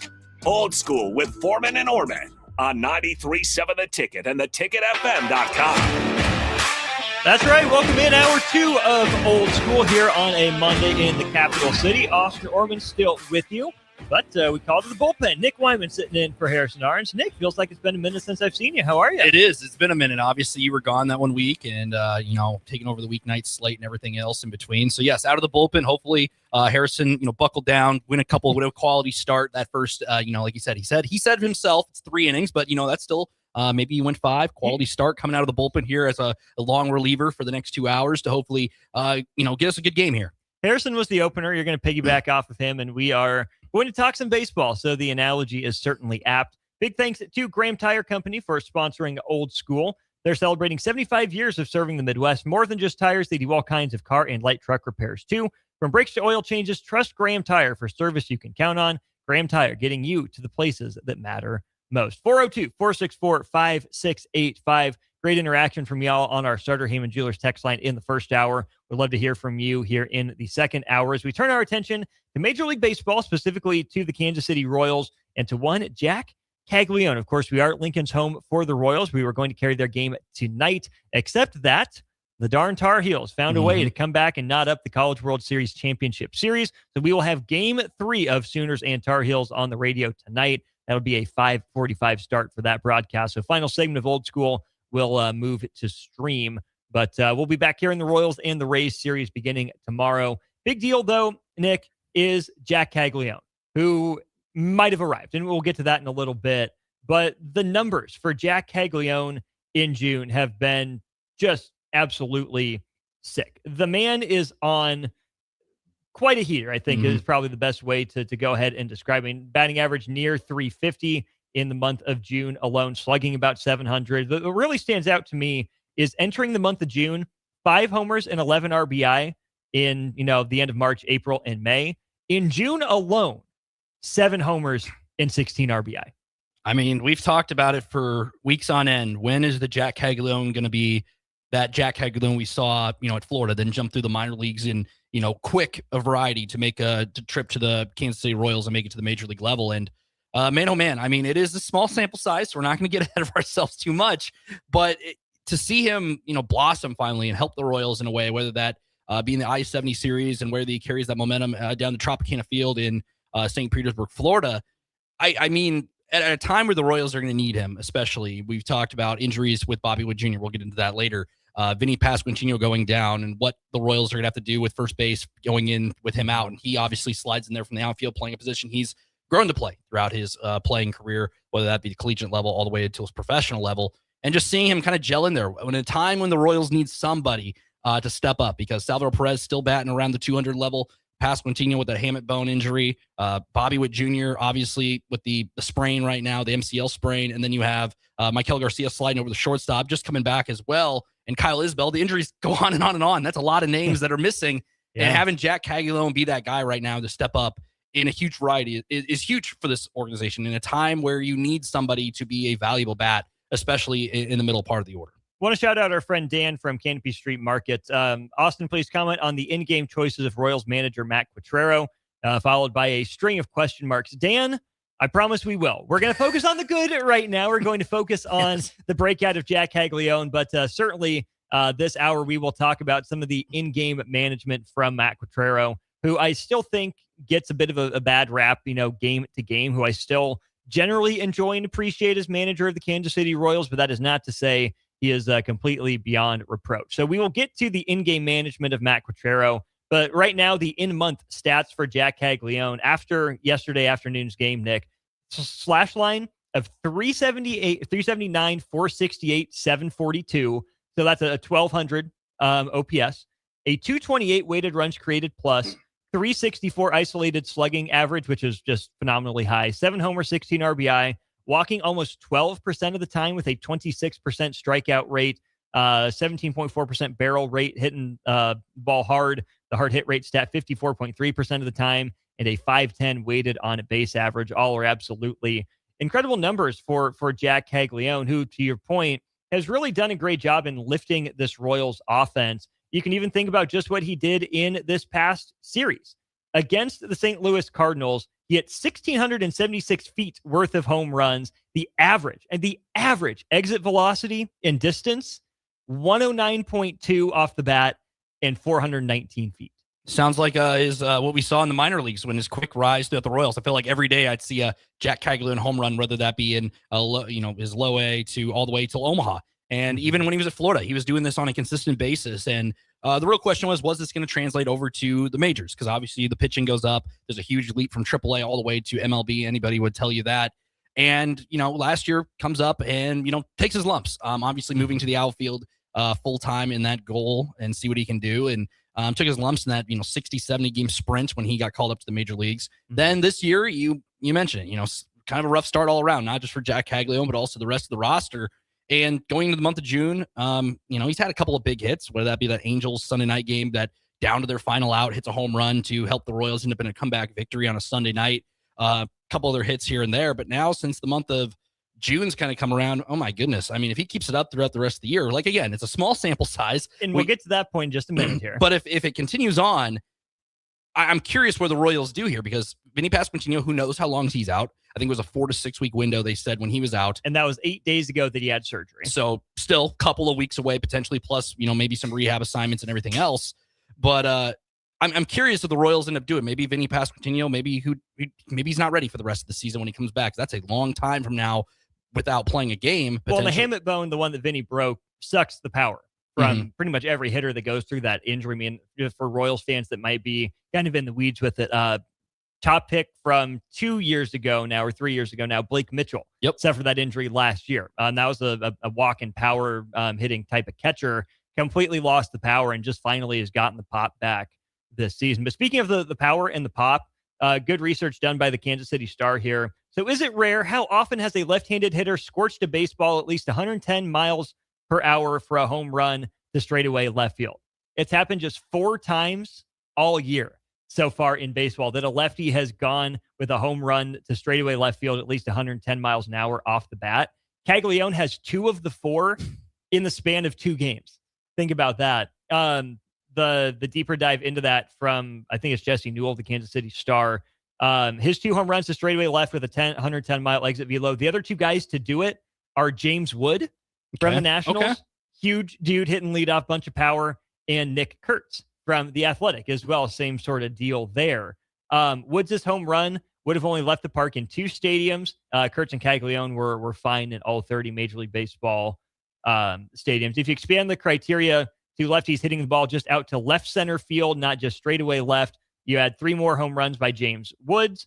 Nick Kurtz has another, and then Shohei Ohtani has also done that this year as well. That's the kind of prodigious company that Jac Caglianone is keeping right now. Bat speed on his 2 home runs yesterday, by the way, from Sarah Langs, 83 miles per hour on the swing and 82.5 miles per hour on the swing. And Nick, this is really the guy that Royals fans thought they were promised. It seems to be coming true. Let me ask you, though, how real is this breakout? Is Jac Caglianone officially here? Has the prince that was promised finally arrived, or is he just hot? Royals fans have seen this from time to time where guys come in and they have a couple hot weeks. I mean, I go back to a season where the Royals lost 100 games. You remember the Hunter Dozier, the heater he had on, and Royals fans were like, Hunter Renfroe had one too. And what are they going to bring to the table? And those guys have hot weeks, and then go back to reality. Jac Caglianone, it's a small sample size, but the thing with the guys like Hunter Dozier or Hunter Renfroe, this is a younger player. Remember, he hasn't played a full season in the bigs yet, and you're hoping that this translates throughout. He kind of finds his way. He took his lumps throughout, and maybe he finds it. I remember a guy like Mike Moustakas is a guy with the Royals. He struggled right away when he came up alongside, the Lorenzo Canes when he comes over, and obviously the Eric Moustakas got demoted to Omaha. That's what I mean. In 2014 when they go on their run. And then after that, becomes, a Royals legend in a sense. And guys struggle, and that's a moment where you learn. And Jac Caglianone, with all the injuries and everything, don't really have that moment to send him down or whatever. And I don't think Royals fans want to see him go down. They've been clamoring to see him play more. We've talked about it on the Royals recap time and time again. Should Jac Caglianone be an everyday player? They were doing the platoon system and everything. That kind of leads into the Matt Quatrero conversation and everything. But now with Vinny Pasquantino out, you need a first baseman. You don't want, Salvador Perez getting up there in age playing first base every day. Jac Caglianone's your answer. He's stepping into it, and he's flourishing right now. It's a small sample size, but it gives Royals fans hope, especially in a time where you're still kind of in the bottom of the barrel of the AL Central, 9.5 games back about a week ago, and now you start to win some games against the Cardinals, who are a really good baseball team, regardless what happened on Sunday. And then you lose that series to the Nationals, which the Nationals are a sneaky team, hovering around 500 as well. And then you're going down to St. Petersburg, which Caglianone's from that area and grew up going to the games there. So that's a really kind of interesting story. I'm curious how he's going to adjust there as well, playing kind of back home and everything in between. But we look at the slate for the Royals. You look at, they have the Tampa Bay Rays coming up in a double series. You'll have the White Sox. And then over that 4th of July weekend, you'll have the Phillies. You're playing some quality ball clubs who are in position for postseason runs at this moment to launch season. But competition is going to get harder. You're going to see what you get. And hopefully Cags can continue to blossom what he does. I don't know if it's going to be a trend going forward that, okay, this is the Royals hitter. This is what they expected him to be, the breakout star. But you're excited to see. You'd rather see it this than him slumping, hitting 200 for a couple of years with the Royals. Oh, that you absolutely, absolutely would. And to be fair, I'm going to say that we're trending toward the point of real. Sean Newkirk on Twitter, really good follow for Royal Stats, says since May 15th, so this is now, 5.5, 6 weeks now, Caglianone is hitting 319, 397, 569 for the slash line with a 414 batting average on balls in play. And then in June alone, it's 379, 468, 742 for that 1200 OPS. So you have a track record of about a month in there. And that includes a really bad series against Texas. Cags was not good on the road against the Rangers. I think he went, maybe that was the home series. One of them, he went like 3 for 19 with just a double. I think it was the road series, the middle of that losing skid. And that's important to point out because one of the big things the Royals were worried about, as we talked about on the Royals recap a few weeks ago, was how does Jac Caglianone handle a slump? The Royals were kind of worried about that last year, right? Having to put him lower in the lineup with lower expectations. Well, now with Pasquantino's injury, with Perez scuffling all year, they've moved him up to third in the lineup pretty consistently, and he has answered the bell in a big way. Newkirk also says that Caglianone's preseason weighted runs created plus projection essentially matches right now what he was projected to do from before the year. And so, okay, he got where you would project him to in his first full season of playing time, which is above average, but maybe not quite elite. He's 127 weighted runs created plus right now. Most people think he's going to settle in the 110 to 115. So instead of being essentially 30% above league average, 10 to 15% above league average. But that gets us to the team building part of this, Nick, because I think it's interesting to talk about. If you think this breakout is real, and I'm willing to believe it is, or at least to the point that, hey, maybe he's just a streaky kind of hitter, right? Maybe he's never going to put it together for all, 7 months of the season, or would that be 6 months of the season, whatever it is. But, if he can go, 5 weeks on, a week and a half off, 5 weeks on, a week and a half off, you can absolutely live with that, with a guy with the power that Kansas City hasn't seen in a long time, maybe dating all the way back to Bo Jackson potentially. Then the question becomes, what do you do with the roster? Because I think there's a world where the lineup of Carter Jensen, Bobby Witt Jr., Jac Caglianone, Michael Garcia, Vinny Pasquantino is a good start. Do you want Michael Garcia batting cleanup? Do you want him batting sixth with a trade candidate there in fourth? Because Salvador Perez clearly cannot be the cleanup hitter for this team anymore. What do you do with Michael Massey, Isaac Collins, guys like that?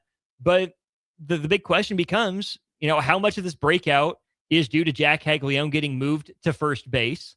I would say, again, looking at the timeline of Vinny Pasquantino's injury, maybe it's helped a little bit, but maybe it's coincidental. Right now, I don't think the outfield was necessarily destroying Caglianone's bat. But, is it better for Kansas City to have 75 to 80% of this bat in right field? Or is it better to have 100% of the bat at first base? Can you afford a roster with Jac Caglianone, Salvador Perez, Vinny Pasquantino, and Carter Jensen all on it? And obviously afford the money is fine, but in terms of the roster spots given to, essentially the same archetype of player in the long run, what do the Royals do with their logjam at catcher, first base, DH? This is one of the most important questions going forward. I know, regardless of what the record is at the end of this, after game 162, this throws a wrench into everything because, like you mentioned, the power of Vinny Pasquantino, how is that hamate bone injury going to affect a guy like that? Because you're kind of expecting him to be a 1-2 combo in that lineup. Carter Jensen's kind of been living in that leadoff spot. Michael Garcia, you want him in the top half of your lineup. Salvador Perez, batting 4-hole right now, but I don't know, consistent. That can't continue with trying to be a contending playoff team, whether that be in the AL Central race or the wild card race. Bobby Witt Jr., obviously, when he's healthy, you're having him in your lineup for obvious reasons in the top half there. But then you talk about the top half, that's simple with the names you drop there. But then you go down, like tonight, they have, Michael Massey batting 5, then Lane Thomas, John Rave, Nick Lofton, Isaac Collins. Where did those guys, I think it's more important where those guys land going forward as well, because the lineup really falls off after a while. And the Royals have always struggled with the bottom half of their lineup, whether they're good or not. I'm very curious to see where they go. We talked about the outfield. If you move Cags to first base, that outfield really opens up. And to credit, guys like Starling Marte, Lane Thomas, and them have been pretty good in the least recent months leading up to the series tonight. And then John Rave, very small sample size. He had a really good game a couple of weeks ago. But you need a consistent outfield, especially those left and right field guys going forward. And You throw Michael Massey's name in there, Jonathan India when he's back healthy. Next He's season, not under contract for next season. He's probably not back. That's my guess. That's Michael Massey's then. And then you have your bench players like Tyler Tolbert, et cetera. Michael walking back injury Massey. Pretty much. So it's you throw a wrench in everything. The Royals are just kind of a spoke on the wheel with guys and everything. So you're hoping Jac Caglianone could maybe hold down that first base spot. Mm-hmm. But then what does that do with a guy like Vinny Pasquantino? Do you want him as a full-time DH? I don't know. You obviously not going to play outfield. No. And now then, Billy Butler played outfield for a game or two. A game. It was also way earlier in his career. But then like Salvi, like probably, you can't bat him in the top there. Carter Jensen, you're hoping he can kind of have that blossom kind of like a Jac Caglianone, not the same, same sentence, but also kind of find his groove in Major League Baseball, because obviously his offense has shown at times he's been batting lead off a lot, but also behind the plate on defense. He's had some times where wild pitches, pass balls, everything kind of eats him up as well. So I think Cags at first base, like you mentioned, I think having him at first base potentially maybe helps, familiar territory to a guy who has played first base throughout his entire playing career. However, I think it's just, a coincidence that he's starting to hit well, which, you start to theorize, maybe that's helping. But at the end of the day, I'm curious when these guys come back from injuries, what the Royals are going to do with the lineup going forward. To me, the easiest call is just put Salvi out to pasture. Politely, respectfully. But I think Carter Jensen's got to be the catcher probably 75% of the time. Because even in a platoon role, maybe there's a role for Salvi. But that's where I think it would go a long way to solving the Royals' issues. Two things. Number one, if Jac Caglianone swung the bat right-handed. Mm-hmm. Or number two, if they could develop an outfielder. Because Cags hasn't been atrocious in the outfield. Not great, not elite by any means. But I don't think the outfield has necessarily hurt his bat. He's certainly more comfortable at first base, having played it for longer. But having two left-handed hitting first basemen, Caglianone runs a little better than Pasquantino, which is not saying much necessarily. It's not a track shoot, a 100-yard dash between those two. Yeah, but. no. I just don't think the Royals can afford to be that unathletic up and down their lineup. Jensen actually is like the second or third fastest player on the team by max sprint speed, or top 4 on the team. I forget exactly at catcher, but that's not going to age if he sticks behind the dish. Would they want to move Carter Jensen to the outfield? Well, probably should have done that in the minors, as opposed to MJ Melendezing him, and that didn't work out for him at all. And so either Salvador Perez plays 35, 40 times a year strictly as a catcher DH, Caglianone takes to the outfield, or the Royals have to make a tough call to walk away from a franchise legend in Salvador Perez, or find a way to manage that relationship and keep him, on the bench in a pinch hitting, backup catcher kind of role, which would take some development from Carter Jensen against lefties. Did go oppo against a lefty for a home run in that Cardinals series. Jac Caglianone, I think, has shown he has the power at first base that Vinny Pasquantino hasn't consistently had. I'm not anti-Vinny, but I don't want to get so caught up in, he's Bobby's best friend. We have to realize what the player is. I think we know who Vinny Pasquantino is as a hitter right now. And I think we're learning what Jac Caglianone can be. So I think Vinny is probably the high floor, low ceiling option in a lot of ways. But again, now this is 2 out of the last 3 years. He's gotten hurt. Not exactly his fault, but you do have to keep it in mind. And so I'd rather probably just see the Royals stick Carter Jensen in that leadoff spot at catcher with his on-base skills for a while with some power threat. Put Bobby Witt Jr. in the 2-hole. I'd keep hitting Jac Caglianone third. Roll with him through the struggles and everything. And I think he's got to be primarily a first baseman with a few days spent in right field potentially. I would like to see the Royals maybe, trade for a big impact bat in the cleanup spot. Maikel Garcia's made it work down there before, but again, he's kind of come back down to earth, and so you feel a lot better about that lineup if Garcia's batting 6th as opposed to batting 4th. And then that's where maybe there's room for Pasquantino if Perez retires as just your everyday DH, or, your DH against righties, which will be the bulk of what you face. And then, he can play some first base if Caglianone needs a day off. Or if you face a righty and you want to move Caglianone out there to right field, that's fine every so often. But there needs to be a pecking order established, is really what I think needs to happen. And I think that pecking order goes Caglianone, Jensen, Pasquantino, Perez. Which, if that's disrespectful to a legend, let me know. But you also have 1 or 2 years left for Salvador Perez, right? If that. It might be the end of this season and next year. But at that point, the Royals, I don't think, can afford to pay or roster Salvador Perez in an actual, legitimate roster spot with playing time. And I think that's kind of a hard pill to swallow because, like, always is. Like you think, like I think of like the Twins with Joe Mauer. He was on the roster. Was he producing at the rate he was toward the end of his career? No, but he was a Twins legend. Salvador Perez caught the final, was a part of the final out in 2015. Drew Butero was behind the plate, but he was there and what he was able to do and stick around with Kansas City in a time where some years they lost 100 games and he misses a season and, gets hurt in spring training. And there's obviously no signs of coming back to be the same player you are. And he ends up hitting home runs across the board, almost leading Major League Baseball that year as well. But at the end of the day, like you said, it's a business. The Royals have made some tough moves from time to time. I think of Jorge Soler, what he was able to do with the Royals in a small amount of time. They move on from him. That's a very tough decision to make at the end of the day. Whit Merrifield, I know it ended kind of brutal toward the end of his end of it. It sure did. It didn't end on great terms, but at the end of the day, like he was driving force in that top line. He was getting on base. He was leading the league in hits. But at the end of the day, it's a business and you can get stuff. I don't know what Salvador Perez. To the business point of things, the Royals were reportedly close to trading Salvador Perez away in 2023 at the deadline when they were finishing with 54 or 58 wins, whatever it was. It was Mike Matheny's last year. Yeah, didn't pull the no, it was Contreras' first year. Was it? Oh, Yes. yeah, it was. Yeah, because Contreras' 2020. first year. Yeah, you're right. They didn't pull the trigger on that one, which, okay, it's weird to trade catchers at the deadline, and Salvi has veto rights as a 10-5 player. But then the Royals also didn't trade Vinny Pasquantino for Jesus Luzardo from the Marlins. That would have been, I think, not last deadline maybe, and then into this offseason, there were some conversations about that as well. And again, I think Vinny Pasquantino's good, but sometimes the best way a guy can help a team is by being traded to clear up a logjam. And the Royals continue to let these decisions drag on for far too long. So it gets even tougher to make the decision. So with that, I mean, you want to see the Royals add potentially another bat. Who's a name that kind of pops in your head? Because there's, like you said, there's not much in free agency. There's a missing. It'd have to be a trade. And so I would probably like to see the Royals trade for an outfielder of some sort. I was really upset when the Royals didn't trade for Jared Kelenic, who has not been good in his major league career. But I think the Royals need to be the team that's buying low on Jared Kelenic, because essentially I think it was the Mariners ended up getting Jared Kelenic, or the Braves got Jared Kelenic from the Mariners, and all it cost them was like Jackson Kowar and a first baseman. Right? If you're telling me if the Royals, all they had to give up was Jackson Kowar and some organizational depth first baseman to take a flyer on a former top 10 prospect in all of baseball just to see if it would work, do that. Or go trade for like a JJ Bleday.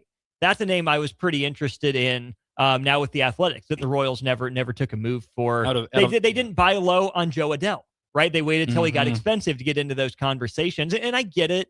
You want the sure thing, but the sure thing's pricier. And I think the Royals have just done such a bad job of selling high on their guys and buying low on other teams' guys.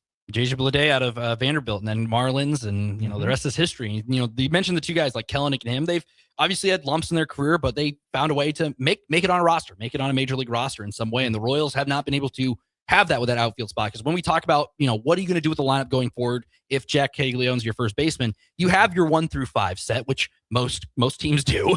But that bottom half is so important. The Royals have had such a moving parts across those corner outfields and everything else in between, especially when guys are hurt and guys go on the injured list. The Royals kind of get really exposed in that shape and form. Obviously, this last weekend, winning a series against the Cardinals, you'll take it. A rare Saturday off because of the FIFA World Cup, you'll take it, but you lose 12-10 in a high-scoring affair on Sunday.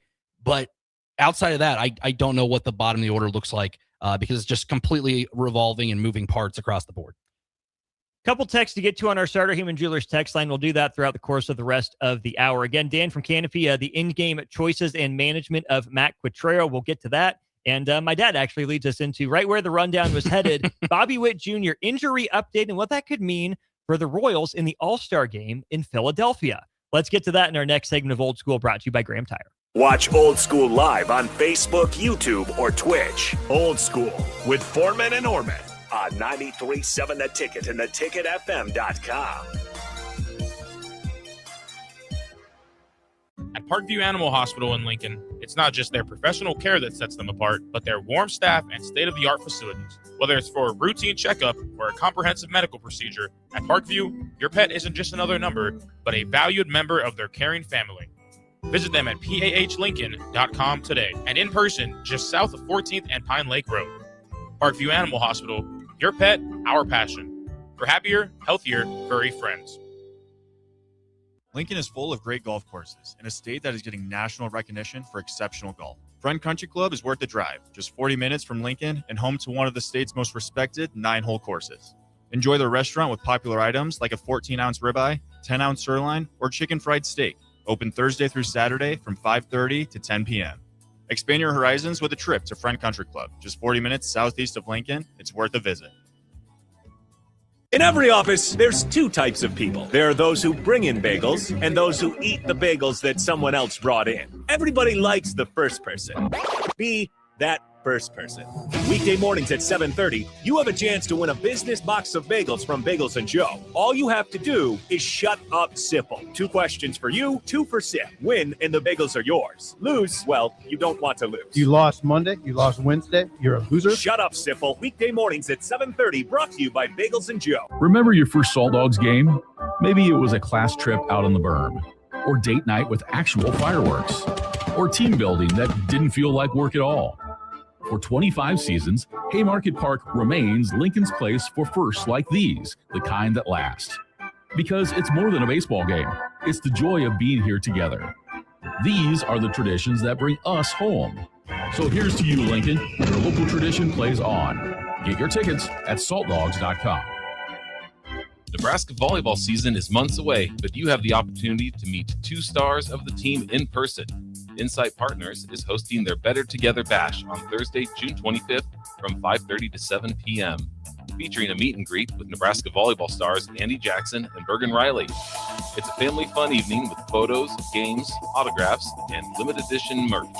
Bring the family down for a great time at the Insight Partners Better Together Bash on Thursday, June 25th from 5:30 to 7 p.m. in the Rail Yard. Is there anything worse than paying for something that's done half-assed? You buy something, you want it to work, especially when it comes to your internet. When you're trying to stream a movie, work from home, or shop online, half-assed internet doesn't get it done. At Allo Fiber, we don't do anything half-assed. We offer 100% real fiber and real human support that serves the community from the community. So while others may say they have fiber, in the end, there's half-fast fiber, and then there's Allo Fiber. Allo Fiber, internet built for you. Several irrigation contractors in Lincoln go out of business every year, leaving sprinkler system orphans, begging for service. The folks at Judson Irrigation shed a tear for these little fellas. They've been coddling these orphans for more than 40 years. From redesign, repairing, replacing, and restoring, remember the Judson Irrigation Orphanage. Call the Judson Irrigation Orphanage 402-420-6277 or judsonirrigation.com. Hi, everyone. Kendall Warnock, owner of A1 Automotive. At A1 Automotive, we believe every vehicle has a purpose, and every customer does too. That's why we focus on dependable repairs, honest recommendations, and exceptional speed in service. Our goal is simple, to help you travel confidently and safely wherever life takes you. A1 Automotive, driven by purpose, built on trust. You can visit us online, a1autolincoln.com, or visit us at either of our 3 locations, 5110 State Hill Drive, 1117 L Street here in Lincoln, and our newest location, 408 Main Street, Seward, Nebraska. Big box stores are tempting for buying equipment for your high schooler in sports or for yourself in your sports leisures. But buying new is awfully expensive. Why not go somewhere with new and used options? Play It Again Sports has quality, slightly to gently used equipment, and 50% of their inventory is actually new equipment. It's more than baseball, softball, and golf. They also have equipment for disc golf, fitness, hockey, and more. Plus, they're always buying products. Bring your gear that you're done with and get trade money on the spot. Play It Again Sports at 48th and Vine. Select Plumbing and Utility has been serving Lincoln and the surrounding area for 14 years, and they're not slowing down. Select Plumbing and Utility handles all your plumbing needs from faucets and water heaters to full renovations, and they can even help with your heating and cooling needs. They're also Lincoln's underground experts, repairing and replacing broken underground water and sewer lines since day one. Contact Select Plumbing and Utility today at 402-560-6197, assuring excellence in every situation, opportunity, and challenge. That's 402-560-6197. Back to Old School with Foreman and Orman on 93.7 The Ticket. That's right. Back to old school we go. Austin Orman and Nick Wyman with you here on a Monday show, brought to you in part by the good folks at Schwezo Construction, where safety isn't just a policy, it's a promise. Schwezo is hiring skilled craftsmen, laborers, concrete workers, and steel erectors who value quality work, and a team that has your back both on and off the job site. Apply today at Schwezo.com, SCHWISOW.com. 40-plus years strong in business, Schwezo Construction. All right, Starter Heyman Jewelers text line. We'll take my dad's text in parts here because I think there's a natural progression. If Bobby Witt Jr. is still hurt, okay, we'll go ahead and stop there. Updates on Bobby Witt Jr. coming out today from Joel Goldberg, the sideline reporter, host for the Royals. Bobby Witt Jr. out of the lineup again today, but was on the field initiating baseball activity today. He wore a brace and threw, ran, took ground balls, and hit for the first time since injuring his knee. Training staff said it went well, but too early to give a timeline for a return. Matt Quatrero then to Jalen Thompson, beat writer for the Royals, and the rest of the press gaggle. We're hopeful that in the next couple of days, he is available. Officially a grade 1 MCL sprain for Bobby Witt Jr. And some quick Googling. Dr. Google tells me that that typically is an injury that keeps guys out for 1 to 3 weeks. Of course, that happened in the first game of the Cardinals series, so it's been much less than a week for Bobby Witt Jr. But, Nick, I think something to keep in mind for that is, Bobby Witt Jr. is pretty darn important, right? He's so far avoided the injured list. Royals obviously are going to be cautious, but let's say that, the Royals want to be ultra conservative with their franchise superstar, a guy they only have under contract for about, 3.5 more years, 2030, and before the opt-outs kick in. Is it worth bringing Bobby Witt Jr. back? Will Bobby Witt Jr. want to play this early? Seems like he's working toward it. Should the Royals, let Bobby Witt Jr. come back as soon as he's healthy? Should they hold him out through the All-Star break, even potentially? How would you handle Bobby Witt Jr. and the MCL sprain? I think you don't want to rush him back because we've seen time and time again, re-aggravated injuries and everything in between. I think you let the All-Star break go through. I know, he's leading vote getter for the shortstop position and everything else with all that in between. But you don't want to risk it, especially in a time where, you don't want to re-aggravate anything. And then it adds to something even more detrimental. And it all depends where the Royals are sitting, I would say, too. We've seen time and time again, teams like when Mike Trout's hurt. Mike Trout, could he come back? Yes. However, it's later in the year. You don't want to bring him back and get hurt again, really into another season. And you don't want to just, play him because you want to have him there and put some butts in seats from time to time. But at the same time, it's a business. Like we talked about in the last segment, you want to control Bobby Witt Jr. and have what he has going forward, have him ready to go for 2027, especially if the Royals are in the back end of the AL Central and they continue to, plummet down the standings. If they continue on a losing streak, what they've had time and time again throughout each month. So far, we haven't had an 8+ losing streak so far throughout. If they're going to have an 8-game losing streak in June, they got to really get to it. And please don't, Royals. Well, they play something, like I said, they got Tampa Bay, Chicago, and Philly. So a lot can happen before the 4th of July comes up here. But at the end of the day, I think you wait and see with Bobby Witt Jr. If he's available to play and maybe he is fine, maybe go for it. But at the same time, you got to look and be realistic with the standings. And if you're sitting there in mid-July and you're multiple games out of first place, 10+ games out of the wild card, you got to be realistic at the end of the day. I think then, too, when it comes to Bobby Witt Jr. and the All-Star game, my impressions of Bobby are that he's going to want to play, right? I still think he has some of that. I mean, he's, got plenty of advisors that will be in his ear telling him how they would handle it. But I do think there is still that genuine joy and love for the game of baseball and Bobby Witt Jr., kind of the young puppy kind of energy, right? The too excited, golden retriever that just wants to go play baseball because it's fun. And I think there's a lot of benefit for the Royals in saying, okay, Bobby, you're the leading vote getter. People finally recognize how great you are. But, we would recommend you just shut it down and be ready to go for the second half. But there's also plenty of value in, if the Royals are going to build a contender, what better way to do it than to put Bobby Witt Jr. on center stage, to play with some of these guys across baseball. You saw the reaction to Bobby Witt Jr. in the World Baseball Classic, especially on the defensive side of the ball. His offense went under the radar because he was really just drawing walks and stealing bases. But I think for the Royals, if they're going to have a pitch in free agency, it doesn't hurt to have Bobby Witt Jr. on the field for a few innings, making some plays and getting to know guys actually playing with them. But I don't know if it's necessarily worth it. We'll keep the conversation moving then with my dad's text, also the same thing I had on my rundown. If Bobby Witt Jr. is still hurt, Caglianone has to be the Royals' all-star pick, right? Even if Witt comes back soon and he'll win the shortstop starting gig, even if he is hurt, Caglianone might get picked anyways. Here's the thing. if Bobby Witt Jr. is the leading vote getter at shortstop and ends up getting the starting nod, but he elects to sit or the Royals elect to sit him, however that works, per Major League Baseball's rules, the injury replacement doesn't necessarily need to come from the same team.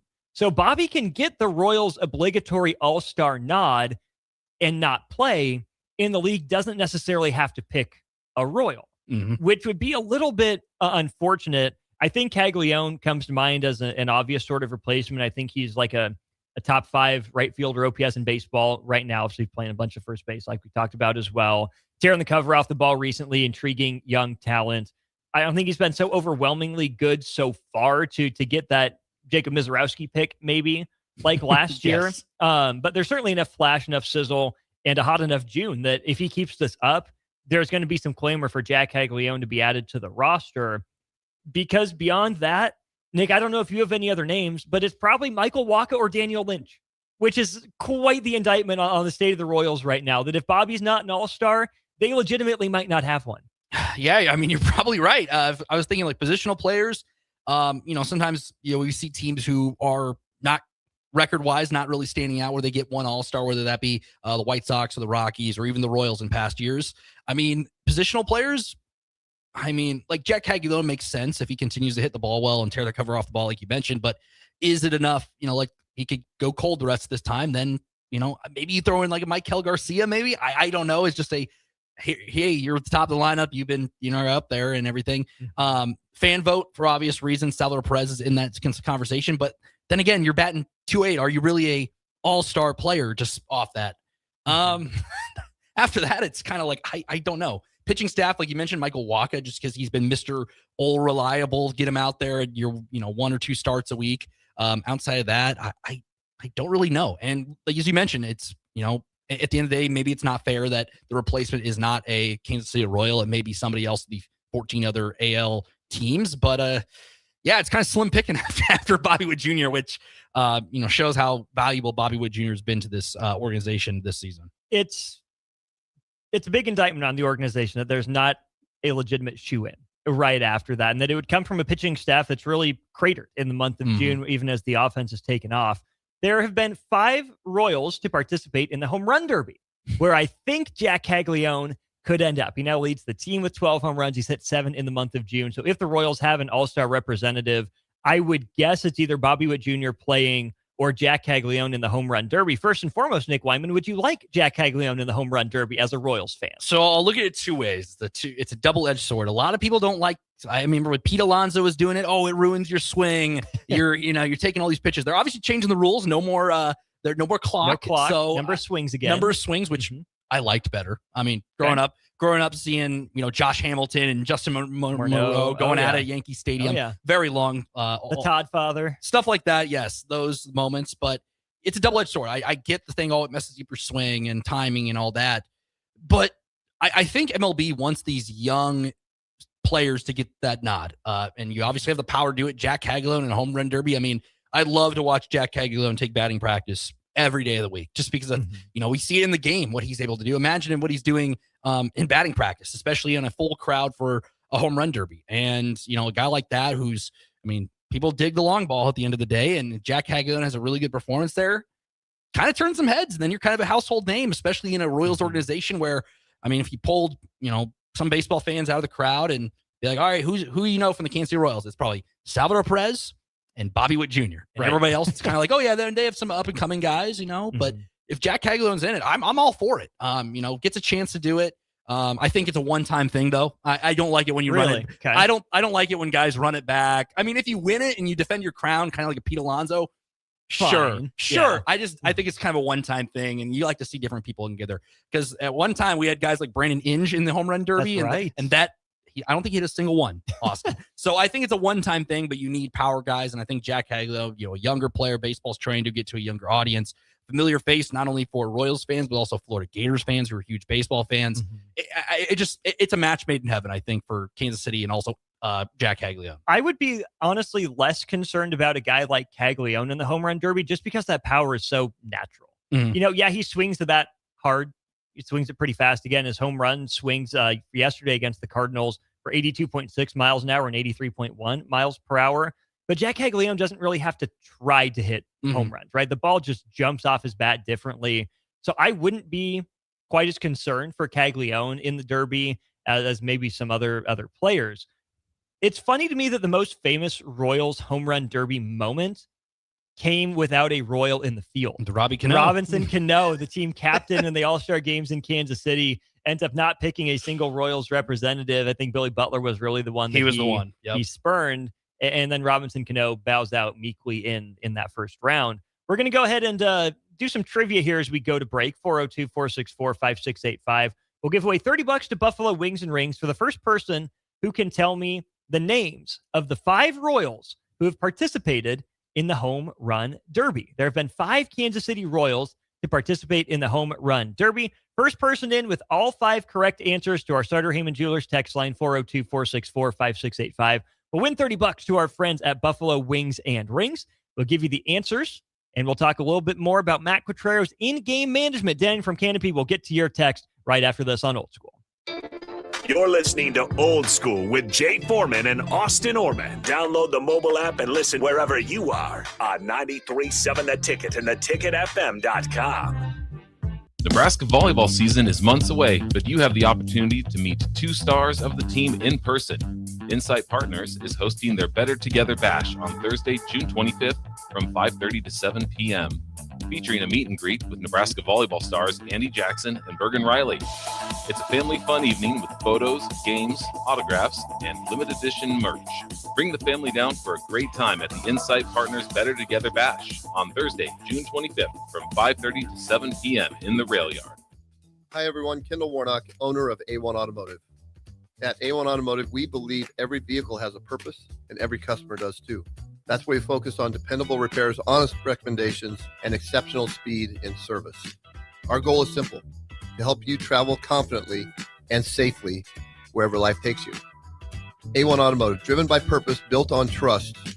You can visit us online, a1autolincoln.com, or visit us at either of our 3 locations, 5110 State Hill Drive, 1117 L Street here in Lincoln, and our newest location, 408 Main Street, Seward, Nebraska. Select Plumbing and Utility has been serving Lincoln and the surrounding area for 14 years, and they're not slowing down. Select Plumbing and Utility handles all your plumbing needs, from faucets and water heaters to full renovations, and they can even help with your heating and cooling needs. They're also Lincoln's underground experts, repairing and replacing broken underground water and sewer lines since day one. Contact Select Plumbing and Utility today at 402-560-6197, assuring excellence in every situation, opportunity, and challenge. That's 402-560-6197.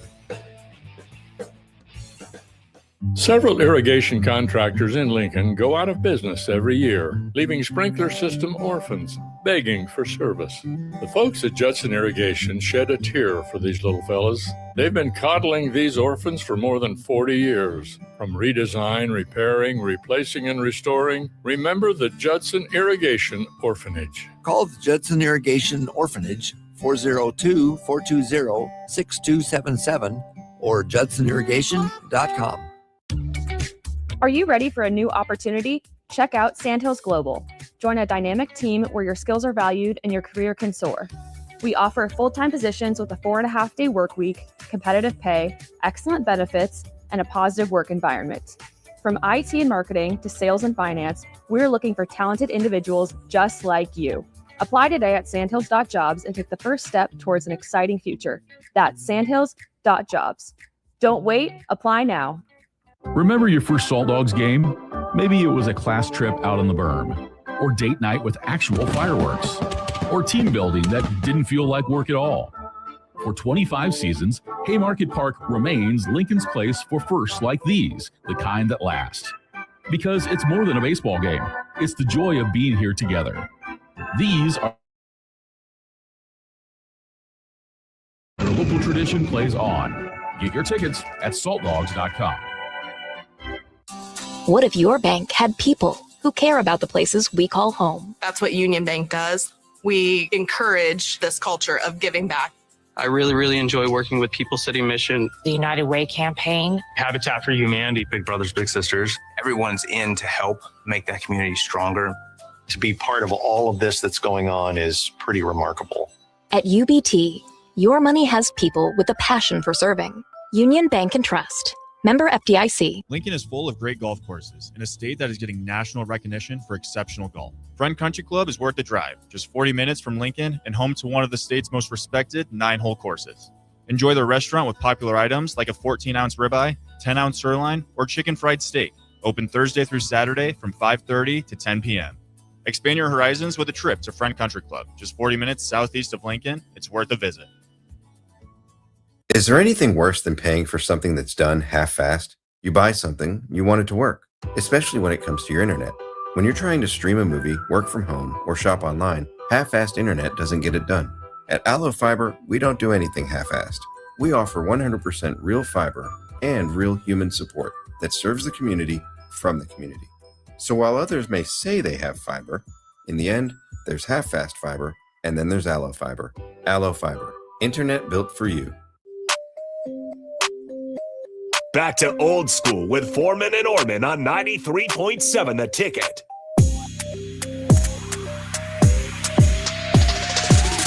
Welcome back in. It is indeed Old School, 93.7 The Ticket and theticketfm.com. Austin Orman, Nick Wyman with you.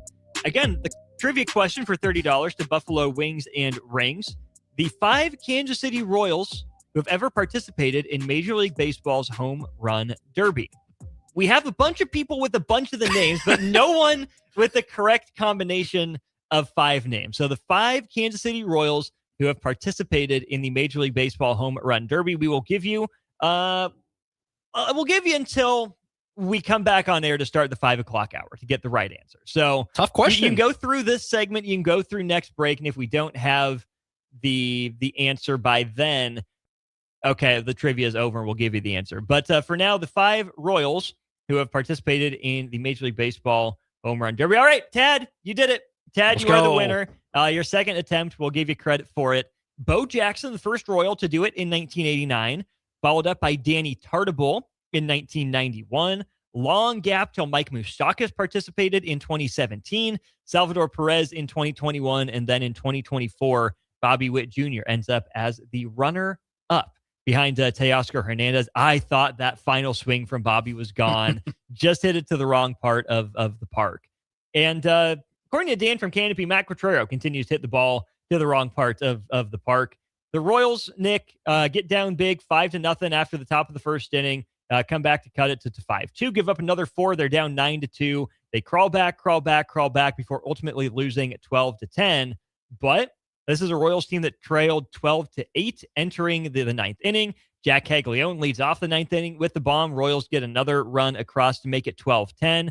Get runners on first and second with nobody out, and then drop down the bunt after pinch hitting for a guy that had already hit a home run in the game.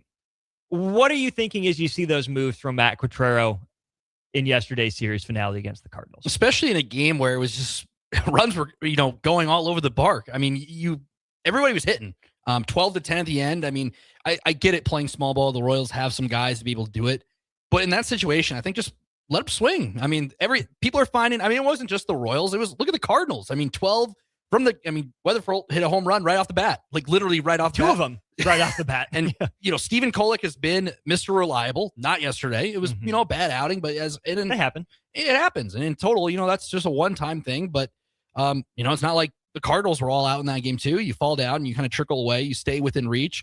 12-10 in a high-scoring affair in 2026 in Major League Baseball. But at the end of the day, I think you got to swing it. I mean, the way that game was going in that type of ballpark, you find a gap there. Maybe you're tied with the gapper there in Kansas City. I don't know. There's so many different management things we could look at. Obviously, we're not Major League managers. The bullpen, the Royals. People are going to talk about what Matt Quatrero's done with that bullpen. I think he's done a good enough job despite having all the injuries and unreliableness at times from guys. He's been able to find a way. Alex Lang has kind of found his way in the back half of the bullpen as well. Daniel Lynch has really been, a huge role out of that lefty out of that bullpen as well. But you got to have him swing, especially in a game like that where you're grabbing momentum, you're starting to grab the attention, trying to get everybody back in after falling behind early. And I think you got to swing the bat at the end of the day. I tend to agree, and it's a real bummer that Nick Sainert has moved on from the station because he's the person I would always go back and forth with on this. The reason that I don't like the bunt in that situation is because the out is more valuable than the run at that point, right? You can score. I mean, I guess in that case, the Royals could have scored an Atlanta Braves-esque 6 runs in the inning, right? Get the 2 to tie, load the base, hit the walk-off grand slam. But the runs have a higher cap on them than the outs did. You only had 3 outs to work with. You already put 2 runs on the board and got your next 2 base runners on as well. And then you pinch hit for platoon advantage, which again, I can get to a point, but you had a decent enough hitter up in that spot when you send John Rave to the plate. And here's the thing, Rave's been pretty good, since he got called back up from Omaha. That to me felt like being too cute. But to me, the bunt is the cardinal sin because of the way the guys were swinging and because you just leave yourself so little margin for error, right? With no outs, you can keep the inning going. Okay, I get it. You can keep going until you have 3 outs. But why would you give up 33% of something? The most valuable thing that you have, the most valuable thing the Cardinals are trying to get. It's where, okay, maybe the numbers tell you that all we need to do is get these 2 guys into scoring position, and we'd rather take, 2 chances at getting a single than 3 chances for anything else. But why would you not rather have 3 chances in that situation? The out just means so much. Sean Newkirk, I quoted him before. Royals lost about 4% of win probability with the sacrifice bunt. And then says down by 2 versus down by 1 versus tied, his win probability graphs here. The first run when down by 2 is mostly meaningless and the out is worth more. Sack bunt would have been fine if it were closer, but you shouldn't just be playing for the sack and a hit that needs to score both or playing for 2 hits, especially with the top of the lineup coming up. Give more guys at the top of your lineup the chance to come through. You had the opportunity. It maybe, Rave gets out anyways, and it's, not worth talking about. But point is, you had him sacrifice his at bat. You had him give himself up and give up the out, as opposed to letting him swing away. And was the sack bunt better than a strikeout? Yes. Did it make a double play harder? Yes, absolutely. But you still just conceded an out to gain something so minimal. You completely close yourself off to the high ceiling probabilities. You just raise the floor as opposed to the ceiling. Especially if runners on second and first, and they bunt to move those guys over. It's Kauffman Stadium, regardless of where the fences are located now, which that's a conversation for another day of how that's kind of planned out over the last couple of months. You put the ball in the gap in Kansas City, and with those 2 guys on base, probably scoring. And then then you have nobody out, and then you have the winning run on base at the end of the day. And with, as you mentioned, bottom of the lineup coming up with, Isaac Collins would come up, John Rave, Isaac Collins there. Then the top of the line is coming up to pick you up. And maybe in another world, Austin, maybe they're win 13-12 and walk off the Cardinals and win the sweep the I-70 series, won the series. Let's not forget that. I know we talk a lot about the negatives with the Royals. There's a lot of negative things going on right now. However, you won a series against a I-70 series, a rival series at the end of the day. You win in a football score. It looked like the Rams and the Chiefs out there on Thursday, 14-6. You win on Friday night. Slick double play from Tyler Tolbert and Michael Massey. Little shades of Alcides Escobar and Omar Infante out there. Oh, yeah. I got some flashbacks there. Near all-star Omar Infante. The fan vote at the end of the day. And then, you lose 12-10, and now you're going on to play Tampa Bay, who's kind of the model with Matt Quatrero, obviously a homecoming for him as well. Kind of the model of what the Royals are trying to be, a small market club who's continuing to produce at a high level. And the Rays have done that, not just under the management they have now, but even going back all the way to the 2010s. We're up against the top of the hour. We'll go ahead and go to break here. I do want to bring up one more point on the Royals comebacks, just kind of a bigger picture point, just pretty indicative of how the year has gone. We'll wrap up our Royals conversation, turn our attention to Giannis Antetokounmpo, to the U.S. Open, and even a little bit of World Cup at the end of the show. He's Nick Wyman. I'm Austin Norman. More Old School after this. Watch Old School live on Facebook, YouTube, or Twitch. Old School with Foreman and Orman on 93.7 The Ticket and theticketfm.com. This is Lincoln's home for sports talk on the FM dial. Also online at theticketfm.com. On the internet, KNTK FM Firth, 93.7 The Ticket. Are you ready for a new opportunity? Check out Sandhills Global. Join a dynamic team where your skills are valued and your career can soar. We offer full-time positions with a 4.5-day work week, competitive pay, excellent benefits, and a positive work environment. From IT and marketing to sales and finance, we're looking for talented individuals just like you. Apply today at sandhills.jobs and take the first step towards an exciting future. That's sandhills.jobs. Don't wait, apply now. Remember your first Salt Dogs game? Maybe it was a class trip out on the berm, or date night with actual fireworks, or team building that didn't feel like work at all. For 25 seasons, Haymarket Park remains Lincoln's place for firsts like these, the kind that last. Because it's more than a baseball game, it's the joy of being here together. These are the traditions that bring us home. So here's to you, Lincoln. Your local tradition plays on. Get your tickets at saltdogs.com. Lincoln is full of great golf courses in a state that is getting national recognition for exceptional golf. Friend Country Club is worth the drive, just 40 minutes from Lincoln and home to one of the state's most respected 9-hole courses. Enjoy their restaurant with popular items like a 14-ounce ribeye, 10-ounce sirloin, or chicken fried steak. Open Thursday through Saturday from 5:30 to 10 p.m. Expand your horizons with a trip to Friend Country Club, just 40 minutes southeast of Lincoln. It's worth a visit. Is there anything worse than paying for something that's done half-assed? You buy something, you want it to work, especially when it comes to your internet. When you're trying to stream a movie, work from home, or shop online, half-assed internet doesn't get it done. At Allo Fiber, we don't do anything half-assed. We offer 100% real fiber and real human support that serves the community from the community. So while others may say they have fiber, in the end, there's half-fast fiber, and then there's Allo Fiber. Allo Fiber, internet built for you. Big box stores are tempting for buying equipment for your high schooler in sports or for yourself in your sports leisures. But buying new is awfully expensive. Why not go somewhere with new and used options? Play It Again Sports has quality, slightly to gently used equipment, and 50% of their inventory is actually new equipment. It's more than baseball, softball, and golf. They also have equipment for disc golf, fitness, hockey, and more. Plus, they're always buying products. Bring your gear that you're done with and get trade money on the spot. Play It Again Sports at 48th and Vine. What if your bank had people who care about the places we call home? That's what Union Bank does. We encourage this culture of giving back. I really enjoy working with People City Mission. The United Way campaign. Habitat for Humanity, Big Brothers Big Sisters. Everyone's in to help make that community stronger. To be part of all of this that's going on is pretty remarkable. At UBT, your money has people with a passion for serving. Union Bank and Trust. Member FDIC. Several irrigation contractors in Lincoln go out of business every year, leaving sprinkler system orphans, begging for service. The folks at Judson Irrigation shed a tear for these little fellas.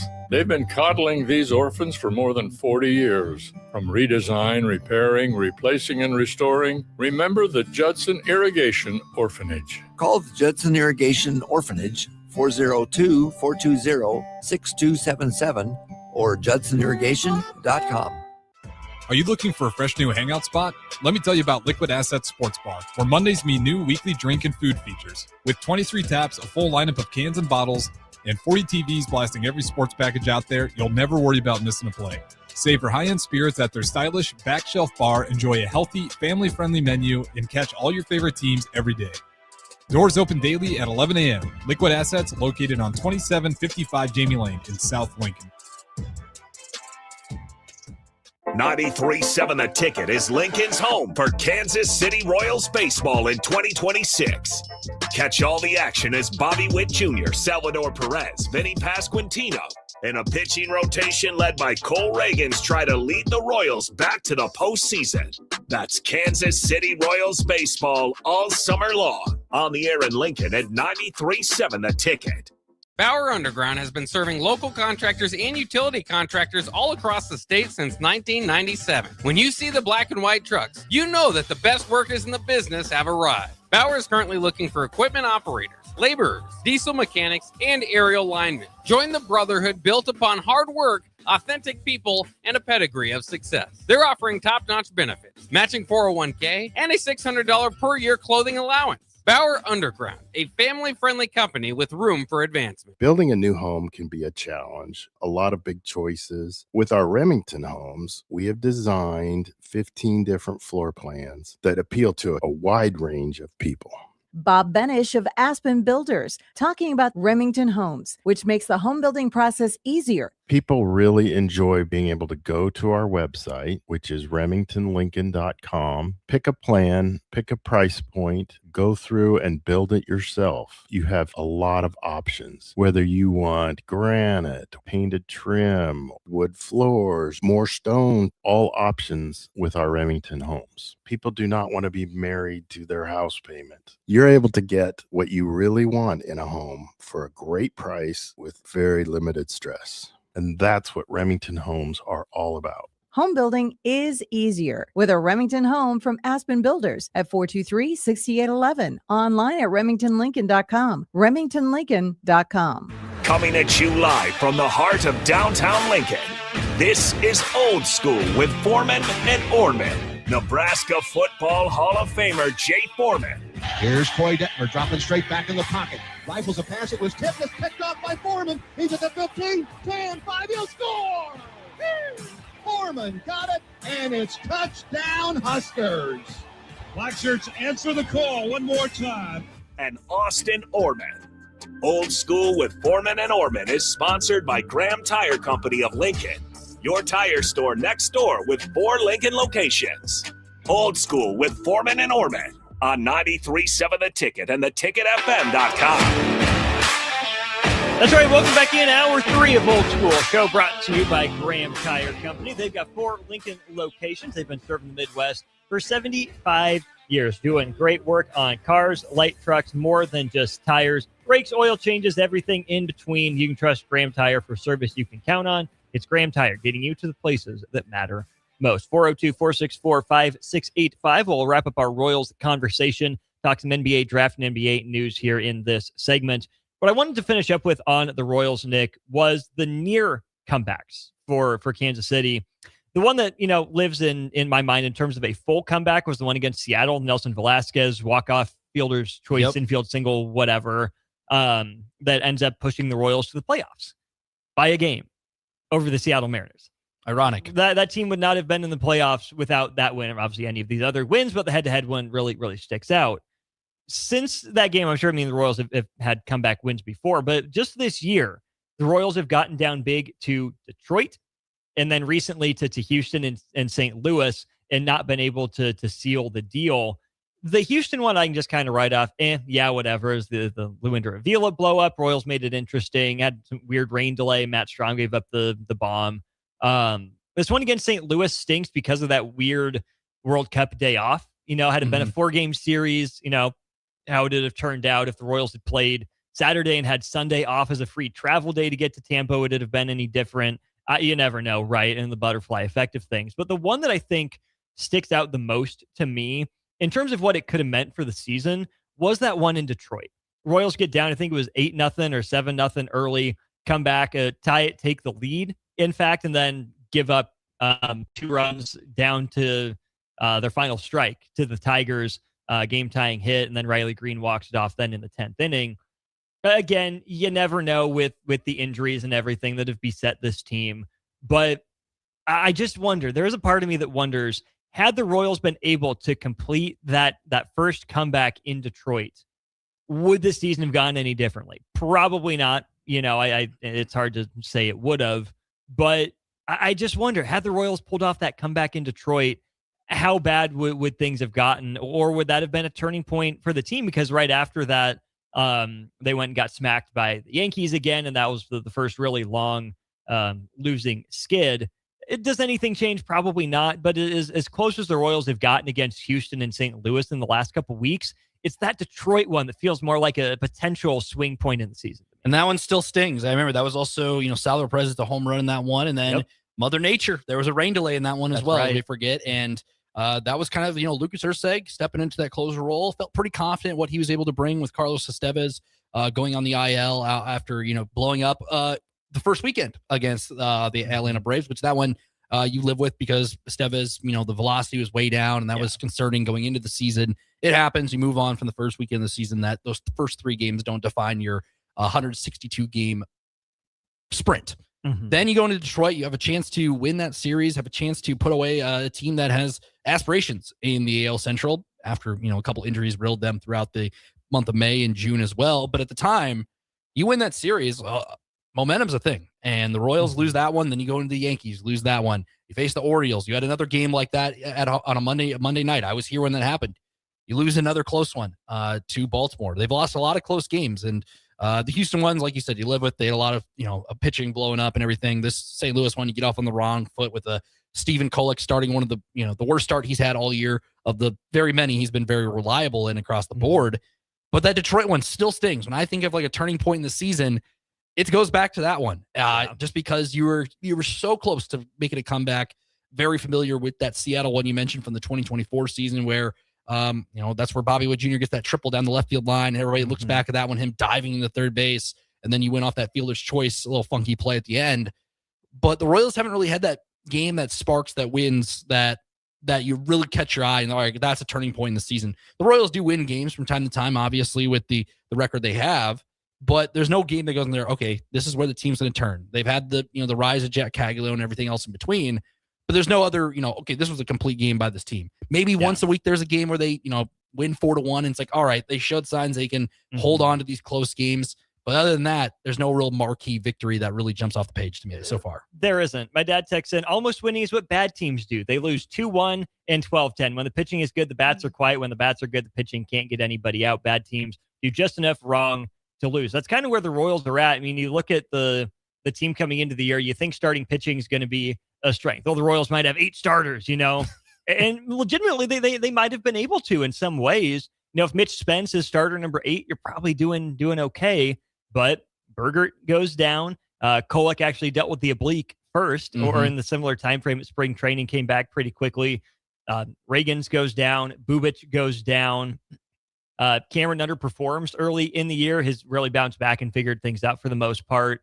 You think about Seth Lugo taking the line drive off the temple from his former teammate. Waka's been pretty darn consistent as well. But you think the starting pitching is going to be the strength if they can get just enough offense. Well, they got really darn good starting pitching, a bunch of quality starts, couldn't push any runs across the plate, runners in scoring position issues for a long time. Well, then the calendar turns to June, and shout out to Jack Johnson, who does Locked On Royals, in June. So this is just June alone.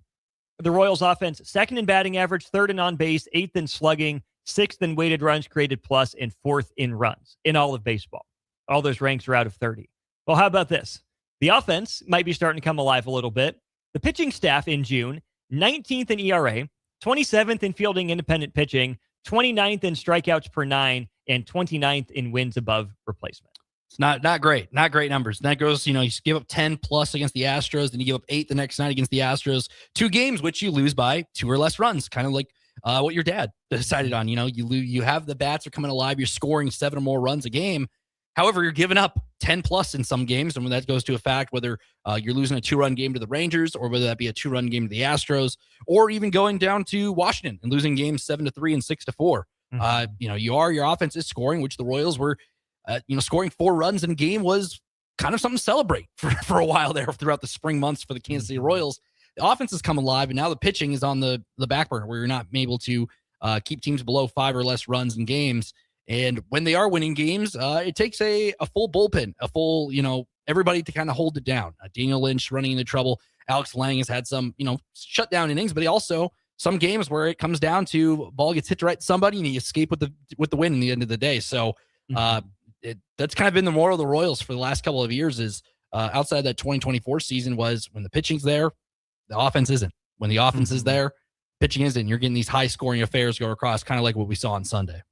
We'll switch gears now and talk some NBA draft and NBA trades for a little bit here on Old School. Don't often like to make these hard pivots, but I think now is the time. Seems like we're down to 2 teams in the Giannis Antetokounmpo sweepstakes.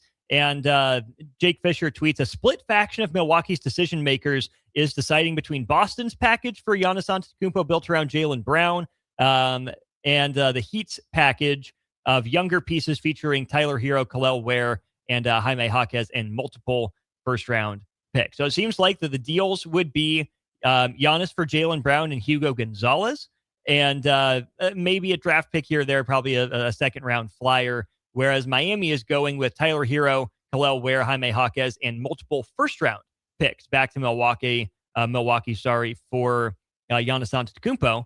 Nick Wyman, you're Jimmy Haslam. You're the ownership group for Milwaukee. Are you taking Jaylen Brown to stay competitive now? Are you taking Miami's picks and players to be competitive in the future?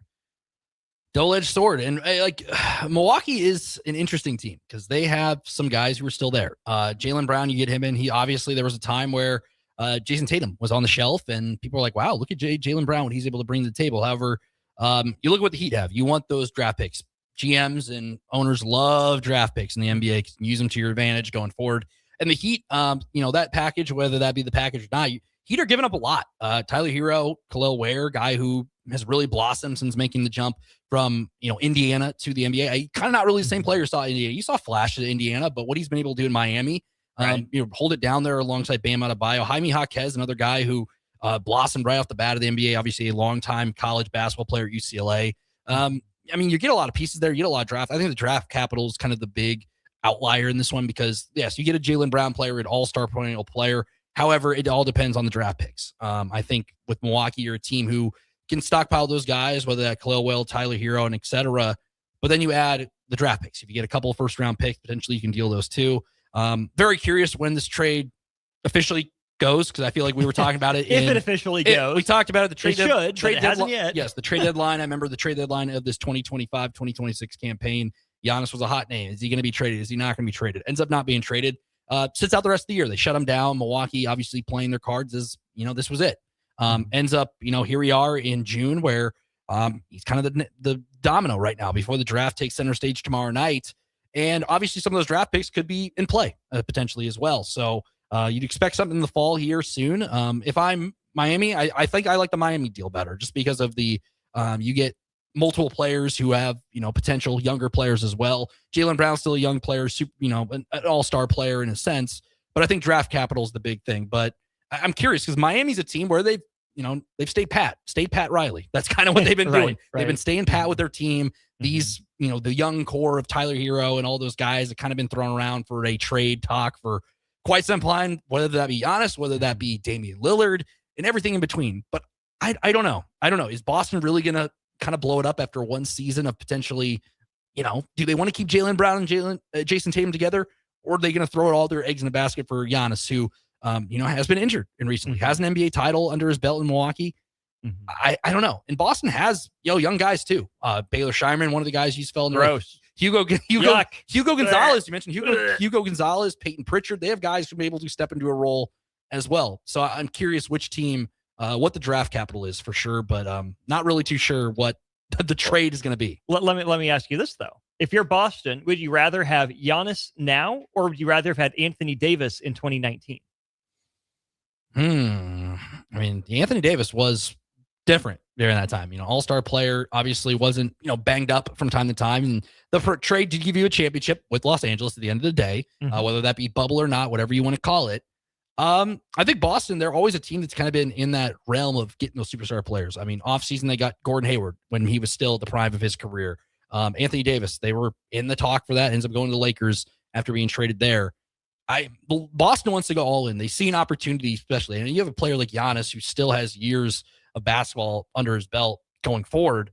I just don't know how that would look with the guy like Jason Tatum, Giannis in there, what your roster completely looks like, because you have Jaylen Brown, drafted him high out of Cal. Do you really just want to blow it up just because, you still have a young core who has an NBA Finals championship under their belt as well? Yeah, that 2019 team, if Boston had pulled off that trade for AD, would have been the Kyrie Irving team with young Tatum, with young Jaylen Brown, and then Anthony Davis coming in to anchor that back line. Anthony Davis at that point was 25 years old, as opposed to Giannis being 31 right now, going on 32. Sources are reporting that Giannis would likely re-sign with Boston, so they'd have to probably give up a little bit more, at least feel confident that if they do give up quite a bit, they would end up getting Giannis back. I still think I would probably rather have Giannis right now than AD back then, because right after that trade, Anthony Davis played the 62 games in the bubble season, in the bubble finals, down to 36, 40, 56, 76, 51, and then 42 and just 20 games this last season.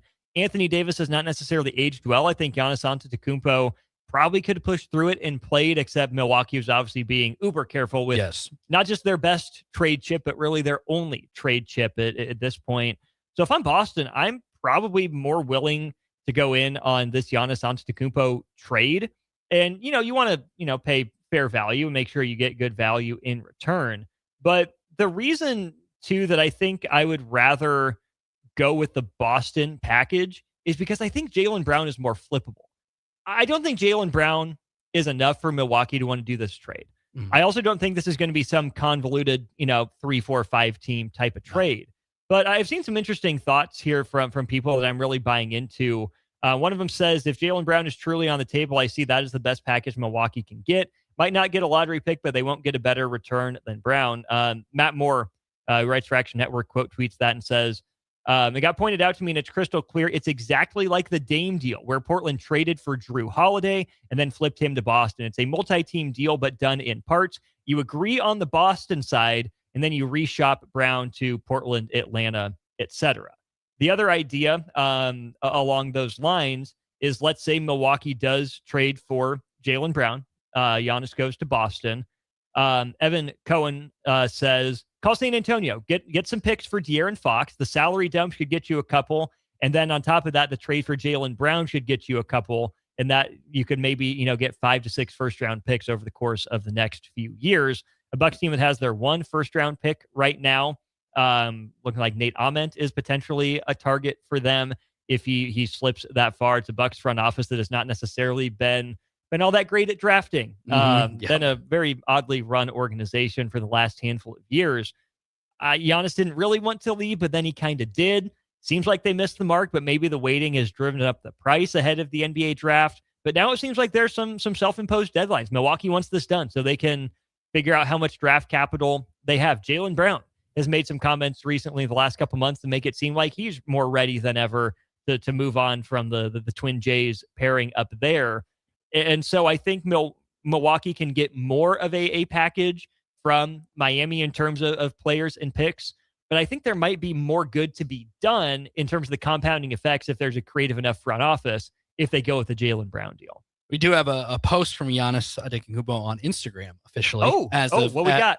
As of this couple, he says it's a picture of him in black and white in a Bucks uniform walking on the court. It says, God, I trust in you at the beginning and I will continue to trust you throughout. So very, small detail. I don't know. Never really nothing, just a whole nothing burger. But for a, guy like Giannis to post on his social media that seems like something's in the works. Like you said, like this Giannis trade has been talked about for even before he signed his big you remember before he even signed his big deal after winning an MVP in that 2019-2020 season, it was all, is he going to go to Toronto? Is he going to go to Miami? He's kind of been thrown around for all this. Ends up winning a championship in that 2021 season with Milwaukee, defeating the Phoenix Suns. I think a whole lot of it goes back to kind of like what Milwaukee did as an organization. They bring in a guy like Damian Lillard. Obviously, injuries happen at the end of the day. But look what they did to the coach. You have a coach in there, you win at a high rate, and then let him go. And then Doc Rivers takes over and things trickle down. And you mentioned, I think, what they do as an organization at a head coach. Also, when you go through, drafting, not putting the right players around guys. There was a championship window there for Milwaukee. They won one. Could have it been more? Probably. Added Damian Lillard coming off of his years in Portland and everything in between. But at the end of the day, a guy who could have been a Buck for life, I feel like at the end of the day, is more than likely looks like he might be heading elsewhere, whether that be where we talked about in February during the trade deadline. Now we're here in June as the NBA draft approaches.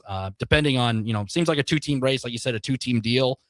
Draft capital is going to play a big role. Jaylen Brown seems like maybe it's more mutual with him. Like he kind of sees the writing on the wall for him. They're decided to keep Jason Tatum over him. Obviously, that's a tough choice to make. But for a guy like Jaylen, is it though? I think they're all in. I think they're all in on Jason Tatum. I think they should be. They should be. But Jaylen Brown had some good games in there while they're out. Jaylen Brown has been a dang good player. All-star level, won a title with him, like you said. Borderline MVP guy this year. But for a guy like that. And yet Tatum is still clearly the better player. But at the end of the day, Jaylen Brown, you obviously believe you're the better player at the end of the day. Just, how I think that Jaylen Brown leaves. Let's say he goes to Milwaukee or like you said, gets elsewhere. Maybe it's a quick trade around. He has a chip on his shoulder. Hey, they the writing was on the wall for me. I heard all this was happening and I obviously had a set in stone team that drafted me out of Cal early in the, lottery pick. You have a chip on your shoulder at the end of the day. And I think Jaylen Brown is a solid player. Is he better? Is he better than Jason Tatum or et cetera, Giannis? Probably not. But at the end of the day, I think, you have a chip on your shoulder and he's able to be an all-star caliber player, to help a team be a very beneficial acquisition to whoever he ends up with. Last bit of NBA news before we take our first break. How about this? Trae Young, he opted out of his $49 million player option just to re-sign with the Washington Wizards. Opted out of $49 million for a year, got an average annual value of $52 million, 4-year, $212.85 million max contract. It's the most any other team could have offered to Trae Young. Not the move I would have made in a vacuum for Washington, but if you look at the Wizards cap, they really don't have a bunch of money tied up anywhere until the extensions will start to kick in for any of this young core until 2030, give or take, when this deal will run up. And so, yes, Trae Young has his flaws, right? He's not the biggest guy, obviously not a great defender in terms of ability or willingness necessarily. What he can do is he can pass. He's a good enough shooter. He's a really good lead organizer, I think. And I'm curious to see what a healthy Trae Young looks like, whether it is A.J. Debonsa, Darren Peterson, or Cam Boozer that they take within likely those first 3 picks. I know they're at number 1 right now. But Sarr's interesting. To me, Koulibaly is interesting. Trey Johnson is certainly interesting. Wizards have made their fair share of missteps. But as bad as this looks on the surface, that's a lot of money for Trae Young. Washington's a team that I think can afford to eat that a little bit, get a veteran presence on there. They can be a good kind of lead organizer for that crop of young guys. They're also the same organization we're still trying to figure out with Alexander Sarr and Trey Johnson, who was the 6th pick in last year's draft. But it's the same organization who had John Wall and Bradley Beal as top guys and tried to put some guys around him and can never really put it all together. They've had good draft picks. Denny Avdia obviously gets shipped out to Portland, becomes a really good player there for that franchise. You go Rui Hachimura was there as well, ends up making a career for himself as a role player, perennial starter wherever he's been since then. But you have Trae Young to lean on. Anthony Davis, who knows what happens with that? But you have the young core you're still trying to figure out. In due time, we'll figure out. Like the San Antonio Spurs were not a good destination when Victor Wembanyama got picked. They were still trying to figure things out with a lot of veterans on that team and a lot of guys they've added throughout time. But the Eastern Conference, people would say, it's a weaker conference than the West. So maybe you draft whoever that be, whether that be Darren Peterson, AJ Debonsa, and you pair them alongside Trae Young and company. Maybe you can find something. I don't know. I'm very curious with the Trae Young thing. Maybe I was thinking he'd go elsewhere, potentially want to go to a contender, but he gets the payday, opts out of that contract, gets the money. And curious where the Wizards go, because they got that out of their system today. They have a really big choice tomorrow because it seems, in a lot of NBA drafts in recent memory, it feels like the number 1 was very obvious. This one, the Wizards can go a lot of different directions, and I'm very curious which way Washington likes to go, because then it leads to Utah, another team that's trying to find their way after Donovan Mitchell leaves, another team that's trying to just try to make things stick at the end of the day. We'll be back with more of Old School, about half an hour left to go in the show. We'll have about a 5 to 10 minute segment before we flip things over to the College World Series here on the air, but we'll finish out the rest of the hour on stream. He's Nick Wyman. I'm Austin Norman. More of Old School after this. You're listening to Old School with Jay Foreman and Austin Orman. Download the mobile app and listen wherever you are on 93.7 The Ticket and theticketfm.com. MHC isn't a new company, just a new name. Moe's Moving is now Moe's Home and Commercial. Whether moving across town or across the state, MHC Moving has you covered, specializing in home, apartment, assisted, and independent living moves. MHC can handle your commercial moves as well. MHC Moving has 0 hidden fees. You'll never pay for same-day booking or be charged for stairs, heavy items, or elevator fees. Rates are the same Monday through Saturday, and you will never pay a truck or fuel surcharge. And they offer payment plans through PayPal. Call MHC Moving today at 402-853-7167 or go to mhcmoving.com. Are you looking for a fresh new hangout spot? Let me tell you about Liquid Assets Sports Bar, where Mondays mean new weekly drink and food features. With 23 taps, a full lineup of cans and bottles, and 40 TVs blasting every sports package out there, you'll never worry about missing a play. Savor high-end spirits at their stylish back shelf bar, enjoy a healthy, family-friendly menu, and catch all your favorite teams every day. Doors open daily at 11 a.m. Liquid Assets located on 2755 Jamie Lane in South Lincoln. Lincoln's go-to for fun isn't new. It's a place that's been a staple of the city for years and is only getting better. Matson's Bowling and Billiards always has open bowling available with no long lines, unlike other centers. They have live music almost every weekend and great food at EJ's Bar and Lounge. with seating for 150 people. They have popular meals like the EJ Burger, pizza for the whole family, and famous EJ's Wings. Contact Sarah to book a party for friends, coworkers, or family at Matson's Bowling and Billiards, just south of 48th and Holdridge. Are you looking for a place to host company get-togethers, team meetings, or group events? Back 9 Golf in South Lincoln is the perfect place to host your gathering, with private bays available to meet with clients while you swing the sticks and improve your game. Back 9 Golf offers traditional golf opportunities while also providing fun games and activities available for non-traditional golfers on their top-of-the-line full-swing simulators. Learn about their corporate memberships today and gather your favorite groups together at Back 9 Golf in South Lincoln, just off 14th and Pine Lake Road. Jack Russell of Farm Bureau Financial Services is here to help you protect things that are most important to you. Whether it's your home, your family, or your future, Jack Russell has the proven experience to get the job done while developing authentic relationships with you. Give Jack a call today at 402-421-9100. Again, that's 402-421-9100. Or visit one of his 2 locations in Lincoln or Seward and learn how you can excel in the complicated world of insurance. Jack Russell of Farm Bureau Financial Services, a trusted and well-respected representative since 1999. Empower a child today with the Teammates Mentoring Program by building a relationship based on strengths and chart a brighter future, 1 week at a time.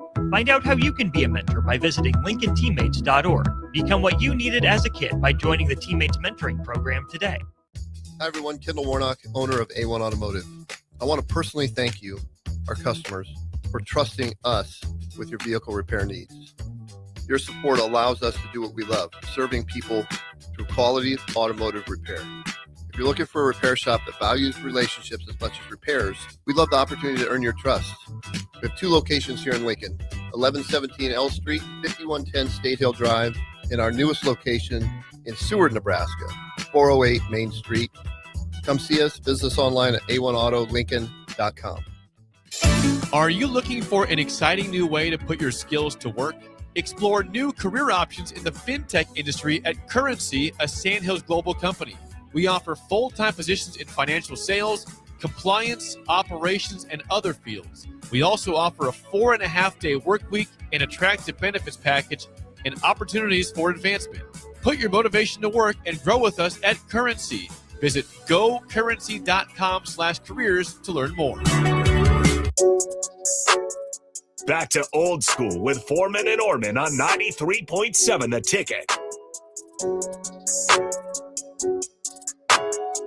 Let's talk a little golf, huh? Wyndham Clark wins the U.S. Open for the second time in his career. Breaking it down, Austin Orman and Nick Wyman with you.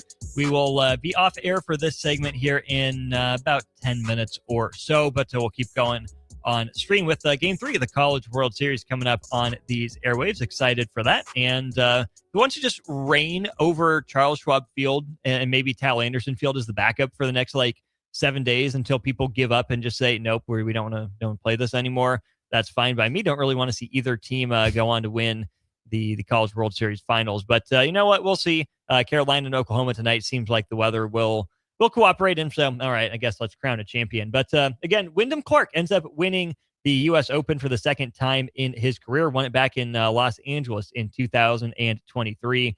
Nick, what do you think about the crowd getting all up in Wyndham Clark's business all the way on Sunday? I think he handled it pretty well.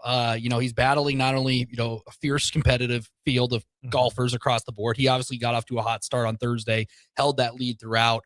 It kind of chipped away towards the end, a little bit of drama toward the end, but he's up 6 shots entering Sunday. And then after 5 holes, he's up by 1. There was a little bit of drama there, but he was able to hold on, didn't lose it away. And I think half the battle was just the crowd. There was some chirping there, obviously.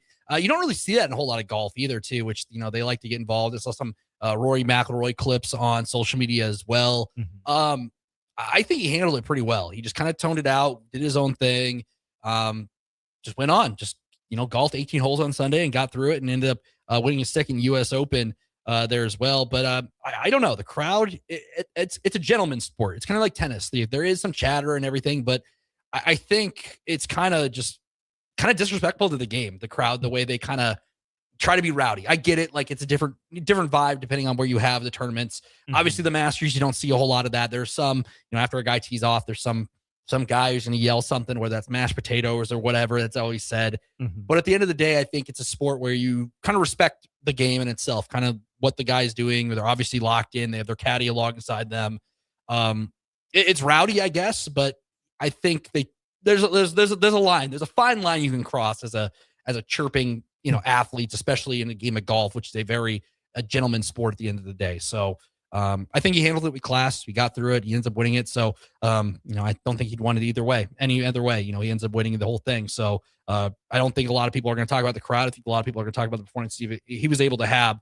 A lot of people are still talking about smashing the lockers at a previous tournament and how he's still, in a lot of people's minds, not really shown remorse for that. And okay, maybe he should, right? If you're a grown man, you should maybe act like a grown man. It's okay to be frustrated, obviously. And, if you don't play your best, not okay to damage lockers and then not apologize for it and then not take accountability for your actions, even if you felt, a scoring decision or some rules expert went against you. And so I think a lot of people were rooting against him for that. And I think it made it even more aggressive from the crowd because he didn't give in, right? Maybe him egging them on would have taken him out of his zone or whatever. But I think him deflecting it honestly just made people try even harder and harder and harder to crack that veneer and get through the shield that he and his caddy were able to put up. And so I'm not going to say that, Wyndham Clark is, oh, poor guy, take it easy on him. He's created a lot of his own adversity here in his professional golf career. And I think he's taken some accountability and ownership of that fact, even if he hasn't, apologized in the way that everyone might want him to for specific incidents. But I also think that it's fair to say, hey, you know what? It's good if golf has a villain. Phil Mickelson's doing his thing. Bryson DeChambeau didn't have a very good weekend by any means. And it's pretty incredible what Wyndham Clark was able to do just in the scoring column. His scores in his 2 U.S. Open wins, he's gotten progressively worse every round. Justin Ray, who writes about golf all over the place, says Wyndham Clark is the only player in men's majors history to win 2 majors by shooting a higher score in each sequential round that week. The 2023 U.S. Open, he shot 64, 69, 70, and 73. Or no, that was this last one. In Los Angeles, it was 64, 67, 69, 70. And then he finished out yesterday in the U.S. Open, 64, 69, 70, 73. 5 bogeys for Wyndham Clark and just 2 birdies all Sunday. He had 4 bogeys with 2 birdies and 1 eagle on Saturday. 3 birdies with 2 bogeys on Friday. Thursday was really good. 1 bogey on the second hole. Ended up with an eagle on 5 after a pair of birdies and 3 more birdies throughout the day to shoot that 6 under. He took advantage, I think, in a lot of ways of the conditions, right? The course kind of changed a little bit with the way they were watering and the lies, as I was understanding, about halfway through the tournament. He had one really good day and was able to parlay that to a victory, and credit to him for that. The other thing I found wildly fascinating, in putts from 20 to 25 feet, the PGA Tour average percentage of making those putts is 12%. Wyndham Clark in the U.S. Open hit 50% of his putts in kind of that long mid-range from 20 to 25 feet. That's how he was able to accomplish that U.S. Open win. Got a couple more stats to give you on that, so go ahead and come to stream with us, Facebook, YouTube, and Twitter. We'll give you the rest of those numbers over there. And then Lionel Messi doing some Lionel Messi things. The GOAT remains absolutely goated. This is indeed Old School, brought to you by Graham Tire Company. Big thanks to them for sponsoring Old School, proudly celebrating 75 years of serving the Midwest. More than just tires, they do all kinds of car and light truck repairs too. Trust Graham Tire for service you can count on.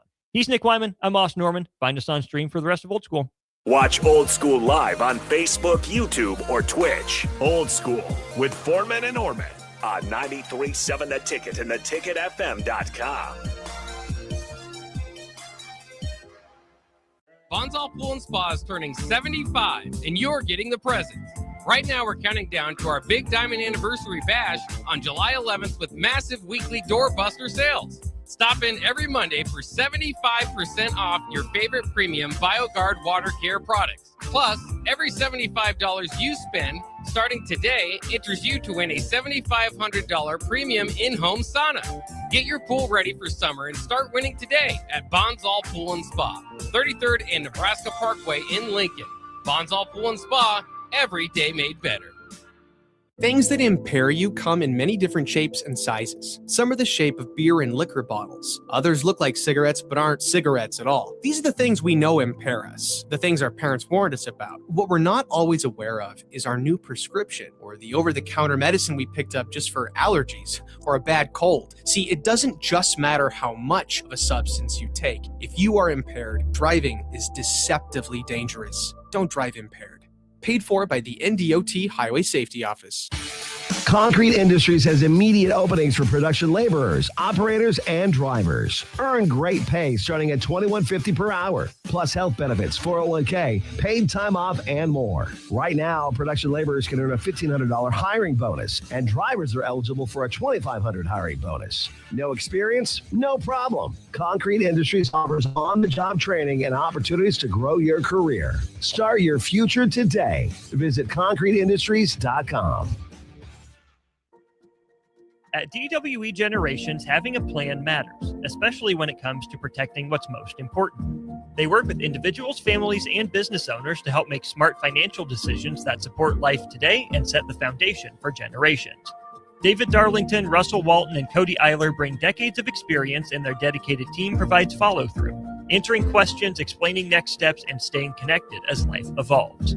DWE Generations, a generational wealth planning firm. DWE Generations is a marketing name for individuals doing business as representatives of Northwestern Mutual. Visit generations.nm.com or call 402-483-7871 and ask for David, Russell, or Cody. Is there anything worse than paying for something that's done half-assed? You buy something, you want it to work, especially when it comes to your internet. When you're trying to stream a movie, work from home, or shop online, half-assed internet doesn't get it done. At Allo Fiber, we don't do anything half-assed. We offer 100% real fiber and real human support that serves the community from the community. So while others may say they have fiber, in the end, there's half-fast fiber, and then there's Allo Fiber. Allo Fiber, internet built for you. Lincoln is always on the move, and keeping our streets in great shape takes a lot of teamwork. While city crews are hard at work making improvements across town, you've got a couple of easy ways to stay one step ahead. Get updates on the projects that matter most to you by visiting lincoln.ne.gov/textlnk, finding your project and texting the keyword to 91896. You can also download the free Waze app for live route updates and easier navigation. A little planning can make a big difference. Keep moving, Lincoln. We're routing for you. The crack of the bat. Sizzling concessions. Yeah, that's the sound of summer at Haymarket Park. It's been that way for 25 seasons. And in this city, it's not a matter of if you'll catch a game, it's how many. Safe. That's because there's always something in play for Salt Dogs fans. From saluting our troops to Friday night fireworks, your local tradition plays on. Let's show summer how Lincoln celebrates 25 seasons. Get your tickets at saltdogs.com.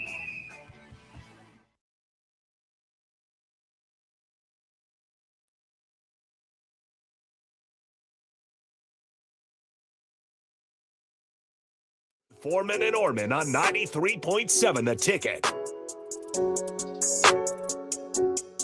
That's right. Welcome back one final time here to Old School. Austin Orman and Nick Wyman with you for another 10 minutes or so before we hand things off to Ticket Weeknights as always. A few other things to get to with the golf here, Nick. First, Xander Schauffele, now 10 for 10 and finishing in the top 15 at the U.S. Open. Weird, kind of quirky stat. That is for him. That is a very obscure stat across the board for him. Let me one up you though. Keith Mitchell, out of 676 different players at Shinnecock, dating back to 1896 in the U.S. Open, is now the only player to card par or better in all 4 rounds of a U.S. Open at Shinnecock. That is another wild stat, especially. How about this? He was +6 through the first 9 holes and still fought back to do par or better, but not enough to win because of Wyndham Clark 6 under on Thursday. Doesn't matter how you start, it's how you finish. Didn't win it, but hey, you still get prize money in some shape or form. So way to battle back. I know people remember the winner, but hey, that's a if there's a moral victory from this weekend, there it is right there. Historic day in the World Cup. Not something I am paying the most attention to, but Cristiano Ronaldo and Portugal have been in the news a little bit. And, to each their own. There's some people who say, well, Ronaldo is one of the greatest goal scorers of all time. That's kind of the point of soccer, put the ball in the net to win the game. But I've always, if I've had a preference, it's probably more been for Lionel Messi, who proved his ethical hooping, if you will, by bricking a penalty kick in just such a horrible fashion to start today's game against Austria, I believe it was, for Argentina. That was not good. You expect the GOAT to be able to line up a free kick, a penalty kick, and, at least get it between the bars. Mm-hmm. Yeah, it didn't happen. He essentially just tapped out to second base is what he did. It was really bad for Messi. You see his hands go straight to his head, surrender cobra kind of pose. But that goal, had he scored, it would have given him the all-time lead for most goals scored in World Cup history. Well, he does it ethically. None of this Shea Gilgeous-Alexander flopping, foul baiting crap. No, we're not going to the free throw line to break the record. Within the next 10 minutes of game time, he scored it in open play. And just for kicks and giggles, scored a second goal. And how about this? On the 40-year anniversary of Maradona's Hand of God goal against England. The schedulers knew what they were doing when they put Argentina playing on June 22nd when the official bracket came out. But no, I mean, there was a lot of debate. Messi, Ronaldo throughout their entire playing careers, whether that be them crossing over in La Liga with, obviously Barcelona and Real Madrid, whether they go their separate ways. Now Ronaldo playing in Saudi Arabia's league along with Messi now here in the MLS playing in the backyard there in Miami. But Argentina defending, World Cup champions, winning in 2022, winning that one, that kind of stamped the Messi is, up here with some of the greats and everything. They've had a terrific start to the tournament, just beat Austria today, no slouch of a team. Today's kind of an interesting day, Austin, because you have him right now. France is playing Iraq. That game's delayed. Kylian Mbappe is playing for that one. Obviously, France scored already today. Yeah, but you have him. They were the 2018 champions. They're up right now 1-0 in a weather delay. It's 1-0. Dang it. 1-0. We'll say no, 1-0. It is not 1-0. Nil. This is America. It is 1-0. We're talking soccer. I hate that we still stand for ties in soccer in America. You play to win the game. Quoting Herm Edwards here. Yeah. Herm Edwards coached real football. Gosh dang it. And then after that, you have Norway taking on Senegal tonight as Eric Holland. So you have the three of the best goal scorers in this entire tournament going back to back to back before handing things off for the nightcap of Jordan and Algeria. And I know you haven't paid a whole lot of attention to this World Cup, but Austin, I know Team USA is in pretty good shape. They're in pretty good shape. I got okay, that so here's the thing. We talk about expanding tournaments. I know we're anti-college football playoff going to 24 teams or whatever. Anti-March Madness expanding because why screw it up? The World Cup used to have 32 nations. Now it's 48. Yep. This is maybe the one soft. However, this is probably the one time where expanding the tournament actually has helped because there's been a lot of entertainment. There's a lot of parity too. We have Cape Verde hanging with Spain. You have Curacao, a nation that's very small, scoring on a 4-time world champion in Germany. But how'd the rest of that game go? Hey, we had those 20 minutes, Austin, of Curacao. But Cape Verde, it's a nation who, in a 32-team format, probably doesn't even sniff the tournament. And that's okay. But you're able to have those moments, and I think that's helped with this World Cup. We've seen upsets. We've seen a lot of different things trickle down, and I think maybe this is the one time where expanding a tournament has actually helped a tournament. I mean, it is also a global sport, so that also goes across the board. But if we're going to do that, I would rather not add the extra groups. I'd rather just make the extra play-ins. I think I'd rather have your 16 versus 16. Well, they got rid of the goal differential as the tiebreaker too. No, and everyone's mad about that because now you essentially Team USA's third game doesn't matter essentially. It's week 18 of the NFL, pretty much. Yeah. It's like what's the point? It's like when the Rams you can tie and the games don't matter. Get the sport. It's like when the Rams are playing. It's like when the Rams have clinched the NFC West and they're playing the Cardinals in week 18, and you got Matthew Stafford up for MVP, and you want to sit him, so then you're going to turn to Jimmy Garoppolo or whoever to start. Stetson Ty Bennett. Simpson now. Hasn't played in the NFL. We'll go back to last year. But yeah, a moment like that. But expanding the tournament, you're obviously having these crazy moments and everything, but you obviously have Messi unfolding with that one too. And you have him playing in the backyard. I don't know if you saw what Arrowhead Stadium, or as they're calling Kansas City Stadium due to the naming rights. That's another story. You see what Gillette Stadium? Did you see what Gillette Stadium did? I saw what Levi's did. So Gillette Stadium, they put shaving cream over the logo of the Gillette Stadium for their naming rights and everything, just because it's Boston Stadium, even though they're technically not in Boston, but it is what it is at the end of the day. But it's been fun with the United States winning. I think that's also captured a lot of attention. Also, the time difference, you're not having to wake up in the middle of the morning or the middle of the night to watch a World Cup as well. So it's kind of, people are getting curious, and I think that's what happens. Is it only, every 4 years United States people are going to tune in to watch the men's national team? Probably, but I'm glad people are giving it a shot. Kind of like the hockey team in the Olympics as well, with Jack Hughes leading them to gold against Canada as well. So I'm just yeah, but see, that's the thing about hockey is at least we get to beat Canada. Canada's in this. Am I supposed to care about what the U.S. does to, what was it, like, who is they, Uruguay? Who did they play the first game? Ecuador? Paraguay? You were close. Yeah, one of the Guays, know. And like Australia, okay, we're supposed to be friendly with them, but whatever. And am I supposed to care how the U.S. does against Turkey? And yes, we're spelling Turkey like Thanksgiving. We're not adding an extra E. No, we're not adding the I and the extra E and the umlaut or whatever the heck is on. So we're not doing that. So like Czech Republic, they're called. They want to be called Czechia. Yeah. So are you calling Czechia or are you calling them Czech Republic? I grew up on the Czech Republic, but like that at least makes sense, right? You can be. I don't care about that one necessarily.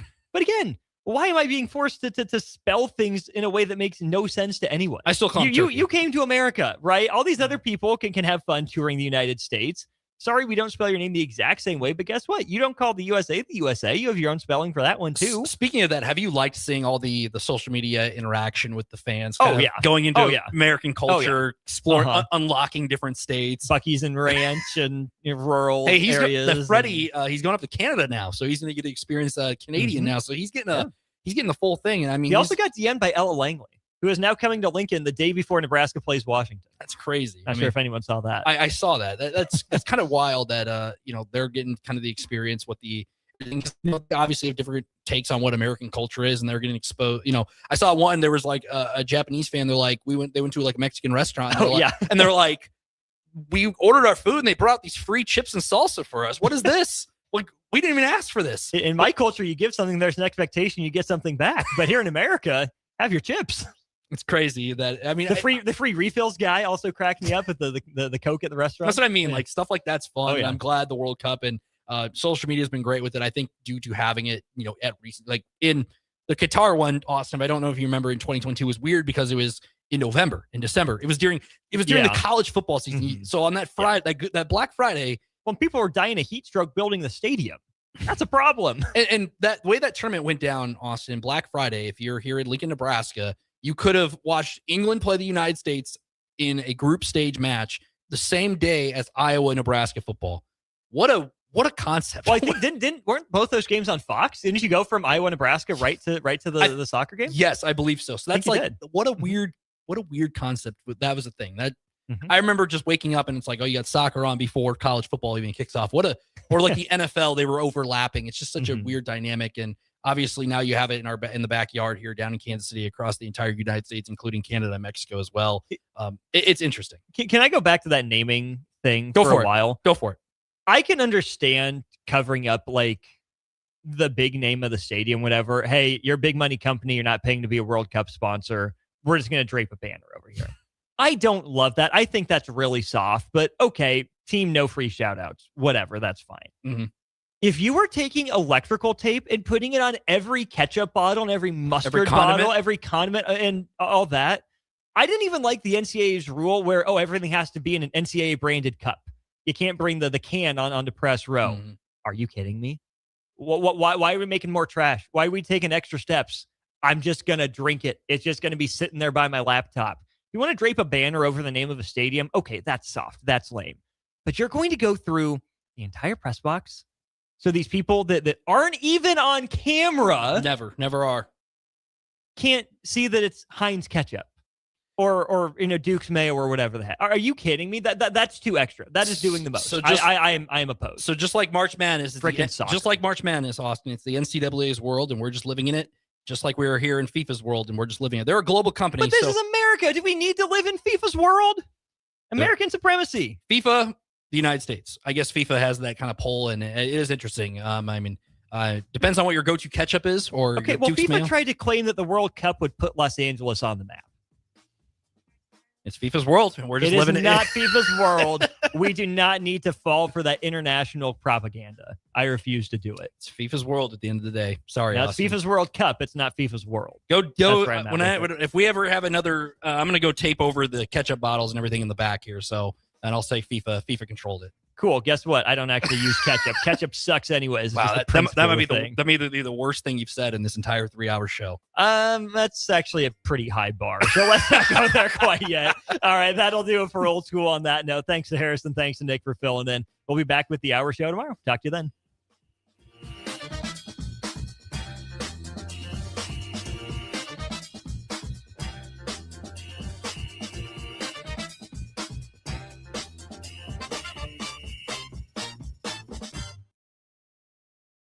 Perch Merch is your one-stop shop for all your printing and promotional needs in Lincoln, Nebraska. They specialize in screen printing, embroidery, vehicle wraps, window wraps, print collateral, promotional products, and signage.